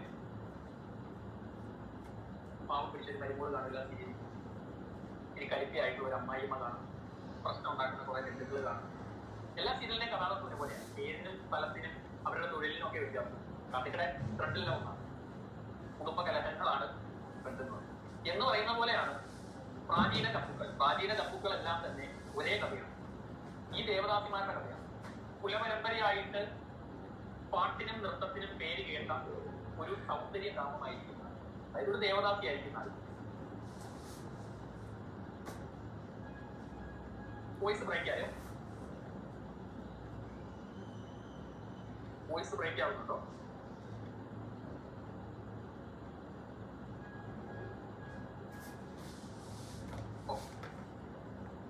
ഇവിടെ നെറ്റ്വർക്കിന്റെ ഒരു ഇഷ്യൂ കാണിച്ചാണ് ഞാൻ ചോദിച്ചപ്പോൾ. കുഴപ്പമില്ലാന്ന് തോന്നുന്നു. എന്തെങ്കിലും ഉണ്ടെങ്കിൽ നിങ്ങൾ പറയണം. അപ്പോ കുലപരമ്പരയായിട്ട് ആട്ടവും പാട്ടും ഒക്കെ പ്രാക്ടീസ് ചെയ്യുന്ന, അല്ലെങ്കിൽ അത് അറിയാവുന്ന ഒരു സൗന്ദര്യധാമമായിരിക്കും നായിക, അതായത് ഒരു ദേവദാസിയായിരിക്കും. ഈ നായികയെ കണ്ടിട്ടോ അല്ലെങ്കിൽ നായികയെ കുറിച്ച് കേട്ടിട്ടോ അവളിൽ ആകർഷനായി അവളെ പ്രാപിക്കാനായിട്ട് എത്തുന്ന ഒരു ദേവൻ അല്ലെങ്കിൽ ഒരു നായക കഥാപാത്രം ഉണ്ടാവും. അയാൾക്ക് തുണയായിട്ട് വരുന്ന ഒരു വ്യക്തി. ഈ ചിലപ്പോൾ രാജാവാകാം, ചിലപ്പോൾ ഏതെങ്കിലും ദൈവങ്ങളൊക്കെയാണ് വരുന്നതെന്നൊക്കെയാണ് ഇവർ പറയുന്നത്. അപ്പോ ഈ വരുന്ന ആൾക്ക് തുണയായിട്ട് വരുന്ന ഒരു വ്യക്തി, ഒരു കൂട്ടുകാരനുണ്ടാവും.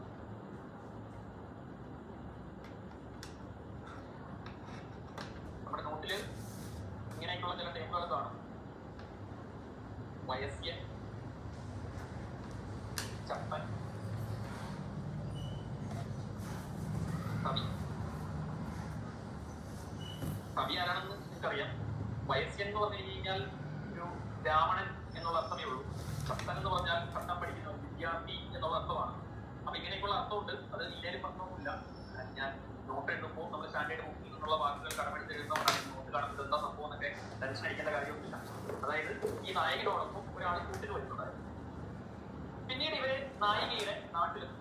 നായികയുടെ നാടിനെ കുറിച്ചുള്ള ഒരു വർണ്ണനകളാണ് ഈ പറയുന്ന ദേവദാസന്മാരൊക്കെ താമസിക്കുന്ന ആ സ്ഥലത്തിന്റെ പ്രത്യേകത.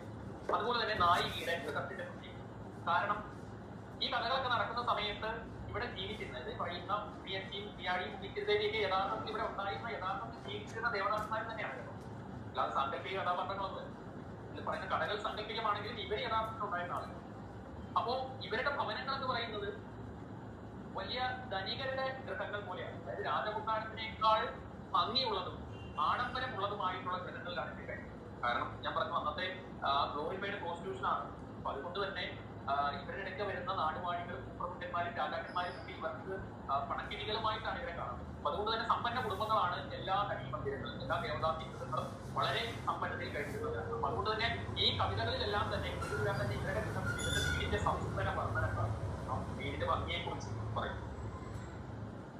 അതിനുശേഷം ഇവരുടെ വീട്ടിലെത്തുന്ന സമയത്ത് ഈ നായികയെ ഒരു നോക്ക് കാണാൻ വേണ്ടിയിട്ട് അവിടെ എത്തിച്ചേർന്നിരിക്കുന്ന ആളുകളുടെ വർക്കം, ദേശം, നിറം, വർക്കം അങ്ങനെ എല്ലാത്തിനെയും കുറിച്ചുള്ള സൗന്ദര്യമാണ്. കാരണം ഇവരുടെ സൗന്ദര്യത്തിനെ കുറിച്ച് കേട്ടിട്ട് ഇവരെ കാണാനായിട്ട് ഒരു നോക്ക് കാണാനെങ്കിലും പറ്റിയെങ്കിലോ എന്ന് വിചാരിച്ച് വന്നു കൂടി കിടക്കുന്ന ആളുകൾ.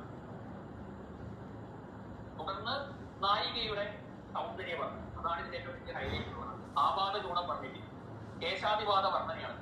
അതുകൊണ്ടാണ് മഹിളാളി മഹാത്മതങ്ങൾ എന്ന് പറയുന്നത്. സ്ത്രീകളുടെ വർണ്ണനയ്ക്കാണ് പ്രാധാന്യം. ഈ രീതിയിൽ നീണ്ടുപോകുന്നു ഈ പറയുന്ന അഗ്നികരുതങ്ങളെല്ലാം. അപ്പൊ ഞാൻ പറഞ്ഞു ഒരു ദേവദാസിയായിരിക്കും നായിക.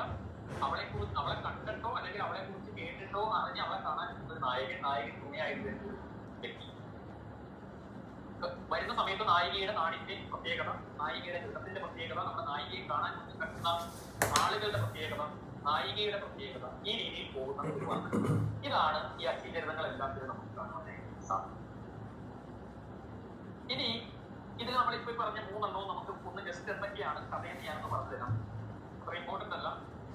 ഉണ്ണിയച്ചി ചരിത്രം 13-ാം നൂറ്റാണ്ടിന്റെ ഉത്തരാർദ്ധത്തിൽ എവിടെയോ എഴുതപ്പെട്ടൊരു കൃതിയാണ്. ദേവൻ ശ്രീകുമാരൻ എന്ന് പറയുന്ന ആളാണ് ഇത് എഴുതിയതെന്നാണ് കൃതിയിൽ നിന്ന് നമുക്ക് മനസ്സിലാക്കാൻ സാധിക്കും. ദേവൻ ശ്രീകുമാരൻ. അപ്പൊ ഇതിലെ ഉണ്ണിയച്ചിയുടെ കഥ പറയുന്നത് എങ്ങനെയാണ്? തിരുമരുതൂർ എന്ന് പറയുന്ന ഒരു ശിവക്ഷേത്രം. തിരുമരുതൂർ ശിവക്ഷേത്രത്തില് കുംഭമാസങ്ങളിൽ നടക്കുന്ന അഷ്ടമിവേല. അപ്പൊ തിരുമരുതൂർ എന്ന് പറയുന്ന ഒരു ശിവക്ഷേത്രത്തില് കുംഭമാസത്തിൽ നടക്കുന്ന അഷ്ടമിവേല കാണാൻ വേണ്ടിയിട്ട് ഒരു ഗന്ധർവൻ വരികയാണ്. ഗന്ധർവൻ വന്നു. ഈ ഗന്ധർവനെ നമ്മുടെ ഈ ദേവൻ ശ്രീകുമാരൻ, അദ്ദേഹം ഒരു ബ്രാഹ്മണനാണെന്നാണ് ഇതിൽ പറയുന്നത്. ഇയാള് ഗന്ധർവനോട് ഉണ്ണിയച്ചിയെ കുറിച്ച് പറയുന്നു. അങ്ങനെ ദേവൻ ശ്രീകുമാരൻ ആ സഹായി ഗന്ധർവനെ കൂട്ടി ഉണ്ണിയച്ചിയുടെ വീട്ടിലേക്ക് പോകും. തുടർന്ന് ഉണ്ണിയച്ചിയുടെ വർണ്ണനം. അതിനുശേഷം ഉണ്ണിയച്ചിയെ ദർശിച്ച് നമ്മുടെ ഗന്ധർവൻ തിരിച്ചു പോരുന്നു. പഴഞ്ചേരി ഭദ്രകാളി സ്തുതിയോടുകൂടി കാവ്യം അവസാനിക്കും. ഈ രീതിയിലാണ് ഉണ്ണിയച്ചിയെ. അപ്പൊ കഥ സെയിമാണ്. അതായത് ഉണ്ണിയച്ചി എന്ന് പറയുന്ന ദേവദാസിയെ കുറിച്ച് വന്നിരിക്കും. ഒരു ഗന്ധർവൻ ഇതിന്റെ രചയിതാവായിട്ടുള്ള ദേവൻ ശ്രീകുമാരനെ ഉണ്ണിയച്ചിയുടെ കോവിലേക്ക് പോകുന്നു. ഗന്ധർവൻ എത്തിയത് തിരുമരുതൂർ ശിവക്ഷേത്രത്തിലെ കുംഭമാസത്തിലെ അഷ്ടമിവേല കാണാൻ എത്തിയതാണ്. ആ ഗന്ധർവൻ ദേവൻ ശ്രീകുമാരനിൽ നിന്ന് ഉണ്ണിയച്ചിയെ കുറിച്ച് ഉണ്ണിയച്ചിനെ പോയി കാണും. ഇതാണ് ഇതിന്റെ കഥ. അടുത്തതാണ് ഉണ്ണിച്ചിരുദേവി.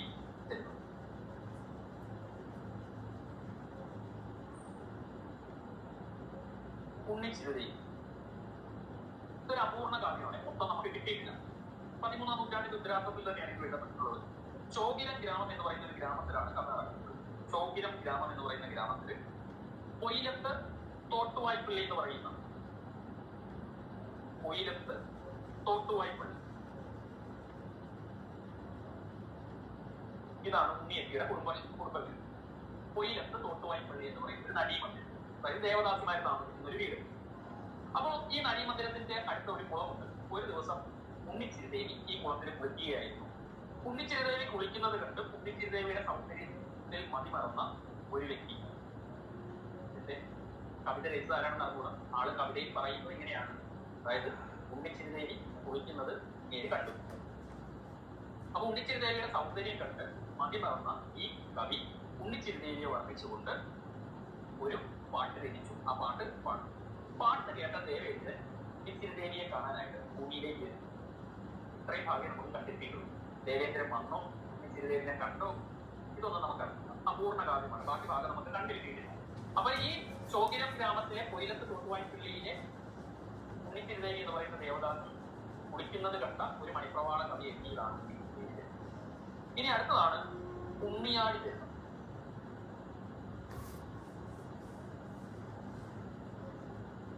14-ാം നൂറ്റാണ്ടിൽ എഴുതപ്പെട്ട ഒരു കൃതിയാണ് ഉണ്ണിയാടി ചരിതം. അപ്പൊ ഈ ഉണ്ണിയാടി ആരാണെന്ന് ചോദിച്ചില്ല. അന്നത്തെ ഞാൻ പറഞ്ഞ ഒന്ന് കേരളത്തിലെ കുറെ നാടുകളാണ്. കുട്ടനാട്, കുട്ടനാട്, ഓടനാട്, കർക്കനാട് എന്നൊക്കെ നാടാണ്. അപ്പൊ അതിലെ ഓടനാട് എന്ന് പറയുന്ന നാട് ഭരിച്ചിരുന്ന ഓടനാട് ഭരിച്ചിരുന്ന രാജാവിന്റെ പേര് ഇരവി കേരളവർമ്മ എന്നാണ്. ഇരവി കേരളവർമ്മ. ഈ ഇരവി കേരളവർമ്മയ്ക്ക് അന്ന് കേരളത്തിൽ ഉണ്ടായിരുന്ന ഒരു പ്രധാന ദേവദാസിയാണ് ചെറുകര കുട്ടം. അപ്പൊ ചെറുകര കുട്ടത്തിയില് ഓടനാട് ഭരിച്ചിരുന്ന ഇരവി കേരളവർമ്മയ്ക്കുണ്ടായ മകളാണ് ഉണ്ണിയാടി. അപ്പൊ അമ്മ ദേവദാസി ആയതുകൊണ്ട് തന്നെ രാജാവിന്റെ മകളാണെങ്കിലും ഈ ഉണ്ണിയാടി ദേവദാസി പിന്തുടരുന്ന ഒരു വ്യക്തിയായിരുന്നു എന്നാണ് ചരിത്രരേഖകൾ പറയുന്നത്. അപ്പൊ ഈ ഉണ്ണിയാടിയെ കുറിച്ചുള്ള കഥയാണ് ഉണ്ണിയാടി ഈ ഇരവി കേരളവർമ്മയുടെ മകളാണെങ്കിലും ദുരൂഹമായിട്ട് ബന്ധപ്പെടുത്തിക്കൊണ്ടാണ് മണിപ്രവാളം കവി ഈ ചമ്പൂകവി ഉണ്ണിയാടി ചരിതം എഴുതി. അപ്പൊ അതില് കഥ എന്താണെന്ന് വെച്ച് കഴിഞ്ഞാല് ഉദയപർവം എന്ന് പറയുന്ന ഒരു സാങ്കല്പിക പർവ്വതം. ഇവിടെ ഒരു പ്രത്യേകതയുണ്ട്. സൂര്യനെ ആരാധിക്കുന്ന ഒരു ഗന്ധർവോത്സവം, ചന്ദ്രനെ ആരാധിക്കുന്ന ഒരു ഗന്ധർവോത്സവം. ഉദയപർവം എന്ന് പറയുന്ന ഒരു സാങ്കല്പിക പർവ്വതത്തിൽ സൂര്യനെ ആരാധിക്കുന്ന ഗന്ധർവോത്സവവും ചന്ദ്രനെ ആരാധിക്കുന്ന ഗന്ധർവോത്സവവും. ഇതില് സൂര്യകുലത്തിൽപ്പെട്ട പ്രാവൃട്ട് എന്ന് പറയുന്ന ഒരു അപ്സര, ഗന്ധർവന്റെ സ്ത്രീലിംഗമാണ് അപ്സരസ്. അപ്സരസ് ഈ ഗന്ധർവൻ പാട്ടുമാണ്. അപ്പൊ പ്രാവൃട്ട് എന്ന് പറയുന്ന അപ്സരസ് ചന്ദ്രനിൽ ആകൃഷ്ടയായി. ചന്ദ്രന്റെ ഭാര്യയായ രോഹിണി ദേവി പ്രാവൃത്തിനെ ഇത് മൂലം ചവിട്ടി. ഇങ്ങനെ പ്രാവൃത്ത് ശാപം മൂലം മനുഷ്യസ്ത്രീയായി പിറന്നതാണ്. ഈ പ്രാവൃത്താണ് ഉണ്ണിയാടിയായി പിറന്നതെന്നാണ് ഈ കൃതിയിൽ പറയുന്നത്. ഈ പ്രാവൃത്ത് ഉണ്ണിയാടിയായിട്ട് ജനിച്ചു. ഈ ഉണ്ണിയാടിയുടെ സൗന്ദര്യത്തിനെ കുറിച്ച് ഒരു പാട്ട് കേൾക്കുകയാണ്. ദാമോദര ചാക്യാർ എന്ന് പറയുന്ന ആളാണ്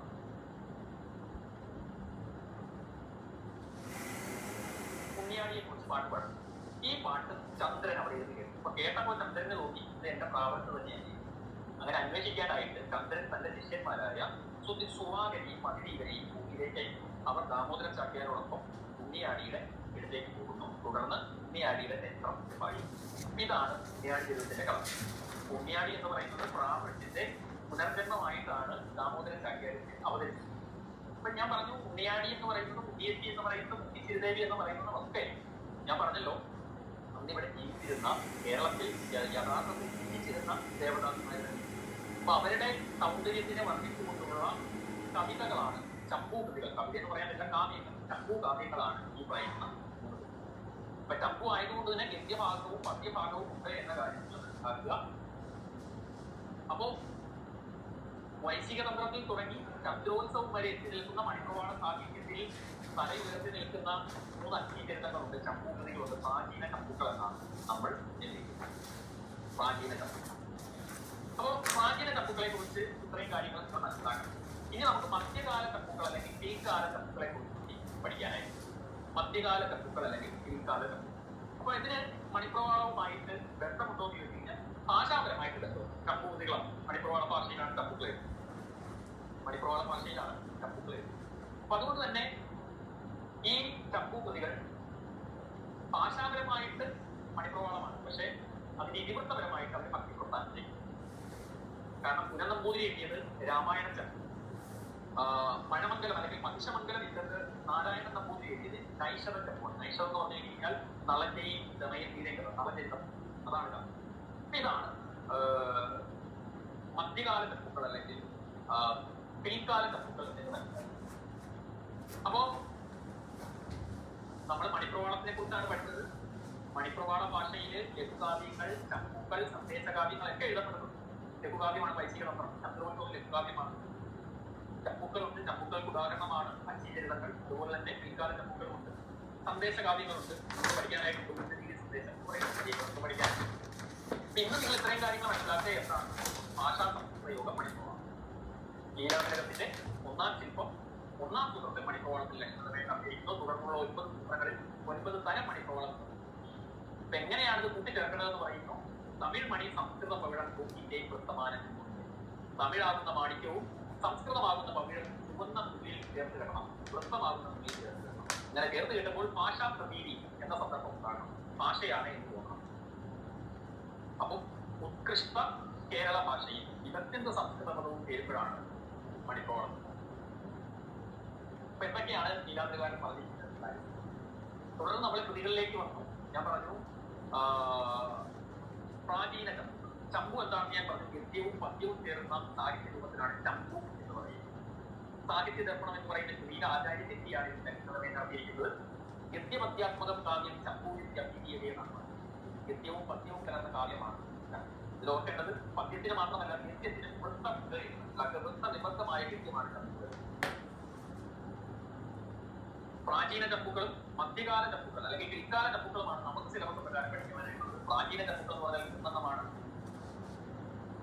ഉണ്ണിയത്തിചരിതം, ഉണ്ണിച്ചിരുതേരിചരിതം, ഉണ്ണിയാടിച്ചരിതം. പിൽക്കാല ചമ്പുകൾ അല്ലെങ്കിൽ മധ്യകാല ചമ്പുകൾ എന്ന് പറഞ്ഞാൽ നമ്പൂതിരിയുടെ രാമായണ ചമ്പു, മഴമംഗലം അല്ലെങ്കിൽ മഹിഷമംഗലം നാരായണ ചമ്പൂതിരിയുടെ നൈഷവ ചമ്പുമാണ്. അപ്പോൾ ഇന്നത്തെ ക്ലാസ്സിൽ ഇത്രയും കാര്യങ്ങൾ മനസ്സിലാക്കുക. അടുത്ത ക്ലാസ്സിൽ നമ്മുടെ മണിപ്രവാളത്തിന്റെ ബാക്കി കുറച്ച് കാര്യങ്ങൾ പഠിക്കാനായിട്ടുണ്ട്. ആ കാര്യങ്ങൾ ഈ പിൽക്കാല ചമ്പുകൾ ഞാൻ ഡീറ്റെയിൽസ് എടുക്കാം. കാരണം ഈ കാര്യങ്ങൾ പറഞ്ഞ് അതിലേക്ക് എത്തിയാൽ മാത്രമേ നമ്മളോട് ചോദിക്കുക പ്രാചീന ചമ്പുകളും മധ്യകാല ചമ്പുകൾ അല്ലെങ്കിൽ പിൽക്കാല ചമ്പുകളുള്ള വ്യത്യാസങ്ങൾ എന്തൊക്കെയാണ്. അതുപോലെ തന്നെ പ്രാചീന ചമ്പുകളും മധ്യകാല ചമ്പുകളും ഭാഷാപരമായി തന്നെ വ്യത്യാസം ചോദിക്കാറുണ്ട്. മിക്കവാറും എല്ലാ വർഷങ്ങളിലും ഞാൻ ഈ പറഞ്ഞ ചോദ്യങ്ങൾ റിപ്പീറ്റ് ചെയ്ത് വരാറുണ്ട്. പേപ്പറിൽ കാണും. അപ്പൊ അതുകൊണ്ട് തന്നെ വളരെ ഇമ്പോർട്ടന്റ് ആയിട്ടുള്ള ടോപ്പിക്കാണ്. അപ്പൊ ഈ ചമ്പുകൃതികൾ എന്താണെന്നൊക്കെ മനസ്സിലാക്കിയാൽ മാത്രമേ അതിനെ അനലൈസ് ചെയ്തിട്ട് വേണം നമുക്ക് ഇത് തമ്മിലുള്ള വ്യത്യാസം പറയാം. ഇതിനെ അനലൈസ് ചെയ്തിട്ട് വേണം ഇതിന്റെ ഭാഷാപരമായിട്ടുള്ള വ്യത്യാസം എന്താണെന്ന് പറയുന്നത്. ഇത്രയും കാര്യങ്ങളാണ് ഇന്നത്തെ ക്ലാസ്സിൽ ഞാൻ എടുക്കുവാനായിട്ട് ഉദ്ദേശിച്ചിട്ടുള്ളത്. അപ്പോൾ നമ്മൾ ഇന്ന് പഠിച്ചത് മണിപ്രവാളം എന്താണെന്ന് പഠിച്ചു. മണിപ്രവാളത്തിന്റെ ലക്ഷണ നിർണ്ണയം നടത്തിയിട്ടുള്ളത് ലീലാതിലകത്തിലാണെന്ന് പറഞ്ഞു. ലീലാതിലകത്തിന്റെ ഒന്നാം സൂത്രത്തിലാണെന്ന് പറഞ്ഞിട്ടുള്ളതെന്ന് പറഞ്ഞു. ഭാഷയും സംസ്കൃതവും തമ്മിലുള്ള ചേർച്ചയാണ് മണിപ്രവാളം എന്ന് പറഞ്ഞു. വെറുതെ ചേർക്കുകയല്ല, വിഭക്തിയുടെ സംസ്കൃത പദങ്ങളും ഉത്കൃഷ്ട ഭാഷയും തമ്മിലാണ് ചേർന്നതെന്ന് പറഞ്ഞു. അങ്ങനെ ചേർക്കുമ്പോൾ നിരപ്പുകേട് അനുഭവപ്പെടാൻ പാടില്ല. അതുകൊണ്ടാണ് പവിഴവും മാണിക്യവും ചുവന്ന നൂലിൽ കെട്ടുമ്പോൾ ഉണ്ടാകുന്ന ചേർച്ച വേണമെന്ന് ആചാര്യൻ പറഞ്ഞു. തുടർന്ന് മണിപ്രവാള സാഹിത്യത്തിലുണ്ടായ സാഹിത്യ രൂപങ്ങളെ പരിചയപ്പെടുത്തി. ലഘുകാവ്യങ്ങളുണ്ട്, ചമ്പുക്കളുണ്ട്, സന്ദേശകാവ്യം. നമുക്ക് പഠിക്കാൻ ഇത്രയും കാര്യങ്ങൾ വേറെയുണ്ട് ഞാൻ പറഞ്ഞത്. അപ്പൊ അതില് ചമ്പു എന്ന് പറയുന്നത് സംസ്കൃത സാഹിത്യത്തിലുണ്ടായ സാഹിത്യം. ആചാര്യൻ എന്തിയാണ് അതിന്റെ ലക്ഷണം പറയുന്നത്. സാഹിത്യ ദർപ്പണം എന്ന് പറയുന്ന കൃതിയിലാണ് അതിന്റെ ലക്ഷണം പറയുന്നത്. അപ്പൊ മലയാളത്തിൽ ആദ്യമായിട്ട് മലയാളക്കരയിൽ സംസ്കൃതിയിൽ ഉണ്ടാകുന്നത് മണിപ്രവാള ഭാഷയിലാണ്. പ്രാചീന ചമ്പുക്കൾ എന്ന് നമ്മൾ അതിനെ വിളിക്കും. അച്ചീചരിതങ്ങളാണ്, ദേവദാസന്മാരുടെ വർണ്ണനയാണ് എന്നുള്ളത്. അപ്പൊ ഇത്രയും കാര്യങ്ങൾ ഇന്നത്തെ ക്ലാസ്സിൽ നിങ്ങളൊന്ന് മനസ്സിലാക്കി വെക്കുക. മൺഡേ നെക്സ്റ്റ് ക്ലാസ് നമുക്ക് മൺഡേ ആണ്. മൺഡേ ഞാൻ ഒരു കണ്ടിന്യൂഷൻ ആയിട്ട് പ്രാചീന ചമ്പുകളിൽ നിന്ന് മധ്യകാല ചമ്പുകളിലേക്ക് അല്ലെങ്കിൽ പിൽക്കാല ചമ്പുകളിലേക്ക് വരുമ്പോൾ എന്തൊക്കെ വ്യത്യാസം ഉണ്ടായി എന്നുള്ള കാര്യം. പിന്നീട് ഈ മണിപ്രവാള ഭാഷ പിന്നീട് ഏതൊക്കെ സാഹിത്യ പ്രസ്ഥാനങ്ങളിലേക്ക് സാഹിത്യ രൂപങ്ങളിലേക്ക് പോയി എന്നുള്ള കാര്യം അടുത്ത ക്ലാസ്സിൽ നമുക്ക് ഡിസ്കസ് ചെയ്യാം. ഇന്നത്തെ ക്ലാസ് ഞാൻ വൈൻഡപ്പ് ചെയ്യുകയാണ്. അപ്പോൾ ക്ലാസ് കംപ്ലീറ്റ് ആയതിനു ശേഷം ഞാൻ ഈ മൊത്തത്തിലുള്ള നോട്ട് അയച്ചു തരാം. ഇപ്പൊ നിങ്ങൾ ഈ ക്ലാസ്സിന്റെ റെക്കോർഡിംഗ് അവൈലബിൾ ആണ്. ഇപ്പൊ നാളെ മറ്റന്നാളൊക്കെ ഇരിക്കുമ്പോൾ ഒരു തവണ കൂടി കേട്ടിട്ട് വേണം മൺഡേ ക്ലാസ്സിലേക്ക് വരാൻ. കാരണം ഇതൊരു കണ്ടിന്യൂഷൻ ആണ്. ഇതിനെക്കുറിച്ച് ഇപ്പോൾ ഐഡിയ ഉണ്ടെങ്കിൽ മാത്രമേ ഞാൻ ഇനി പറയാൻ പോകുന്ന കാര്യങ്ങളെ കമ്പയർ ചെയ്ത് പഠിക്കാനായിട്ട് പറ്റുകയുള്ളൂ. അപ്പൊ അതുകൊണ്ട് ഇത് വീണ്ടും ഒരിക്കൽ കൂടി ക്ലാസ് കേട്ടതിന് ശേഷം നിങ്ങൾ തിങ്കളാഴ്ച ക്ലാസ് അറ്റൻഡ് ചെയ്യാനായിട്ട് ശ്രമിക്കും. അപ്പൊ ഇന്നത്തെ ക്ലാസ് ഞാൻ വൈൻഡപ്പ് ചെയ്യുകയാണ്. അപ്പൊ എല്ലാവരും നന്നായിട്ട് പഠിക്കുന്നുണ്ട്. ഞാൻ അയച്ചതിന്റെ നോട്ടെല്ലാം കംപ്ലീറ്റ് ചെയ്യുന്നുണ്ട് എന്നെല്ലാം ഞാൻ വിശ്വസിക്കുന്നു. എന്റെ വിശ്വാസം എന്നെ രക്ഷിക്കട്ടെ. അപ്പോൾ എഴുതുന്നുണ്ടെന്നൊക്കെയാണ് എന്റെ വിശ്വാസം. അപ്പോൾ ആദ്യം അയച്ചു തന്ന നോട്ട് വെച്ച് ആദ്യം അയച്ചു തന്ന ചോദ്യത്തിന് ആൻസർ എഴുതി തരാത്ത ആളുകൾ ഇപ്പോഴും ഉണ്ട്. അപ്പോൾ ഞാൻ വീണ്ടും ഒരിക്കൽ കൂടി പറയുകയാണ്, ആൻസർ എഴുതി തരാത്ത ആളുകളെ എനിക്കൊന്ന് എഴുതി അയക്കുക. അപ്പോൾ സാറ്റർഡേ സൺഡേ ഒക്കെ ആയതുകൊണ്ട് എനിക്ക് കുറച്ച് ടൈം കിട്ടും. ഞാനത് കറക്റ്റ് ചെയ്ത് ഫീഡ്ബാക്ക് തരാം. ഞാൻ പറഞ്ഞു എഴുതിയാൽ മാത്രമേ മലയാളം എഴുതുന്നത് പ്രയോജനമുള്ളൂ. അതായത് നമുക്ക് കുറേ കാര്യങ്ങൾ അറിയാം എന്നുള്ളതിന് ഒരു കാര്യമില്ല. അത് വൃത്തിയായിട്ട് എഴുതാനുള്ളൊരു കഴിവാണ് മെയിൻ എക്സാമിൽ വേണ്ടത്. Both GS and optional. Optional മാത്രമല്ല GS-ലും അങ്ങനെ തന്നെയാണ്. അപ്പോൾ ആൻസർ എഴുതി പ്രാക്ടീസ് വേണം, റൈറ്റിംഗ് പ്രാക്ടീസ് വേണം. അപ്പോൾ അതുകൊണ്ടാണ് ഞാൻ എല്ലാ ക്ലാസ്സിലും വീണ്ടും ഇത് ആവർത്തിച്ച് പറയുന്നത്. അപ്പോൾ എന്തായാലും ഇന്നത്തെ ക്ലാസ് ഞാൻ പതുക്കെ വൈൻഡപ്പ് ചെയ്യുകയാണ്. അപ്പോൾ താങ്ക് യു.